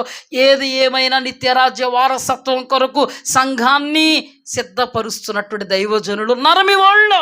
నేను ఉంచాను, వాళ్ళ మాట వింటే చాలు. హల్లెలూయా. అందుకేనండి రూతు గ్రంథంలో నా మాట వినుము కదా, నా మాట వినుము. బోయాజు యేసుక్రీస్తుకు సాదృశ్యంగా ఉంటే, రూతు సంఘానికి సాదృశ్యంగా ఉంటే, యేసుక్రీస్తు ప్రభు వారి సంఘముతో చెప్తున్న మాట నా మాట వినుము. నా మాట విను. దైవ జనాంగం ద్వారా వాక్యం ఉపదేశిస్తున్నానే, ఆ ఉపదేశం విను. పెడచెవిని పెట్టకు, నిద్రపోకు, వాక్యం విను. ఏం చేస్తుందయ్యా వాక్యం వింటే? నీ స్థానంలోకి రాకుండా లాజరు స్థానంలోకి తీసుకొద్ది. లాజరు ఆ వాక్యంతోటే బ్రతికాడు. హల్లెలూయా. ఈ రోజున నువ్వు నేను అదే వాక్యంతో బ్రతికితే పరలోక రాజ్యం అనబడే మహిమ కలిగిన ఐశ్వర్యముతో నింపబడిన పొదగబడిన బంగారు వజ్ర వైడూర్య రత్న రాసులతో ఉన్న ఆ అతీతమైన లోకానికి వారసత్వాన్ని సంపాదించుకోగలుగుతాము. హల్లెలూయా. ఎవరు కూడా ఇట్టి కృపను కోల్పోకుందుముగాక. దేవుడు ఆయన ఉచితమైన కృపలో మన కొరకు ఏర్పాటు చేసిన ఆ పరలోక పట్టణానికి మనం అందరం ఆయుత్తపరచబడుదుముగాక.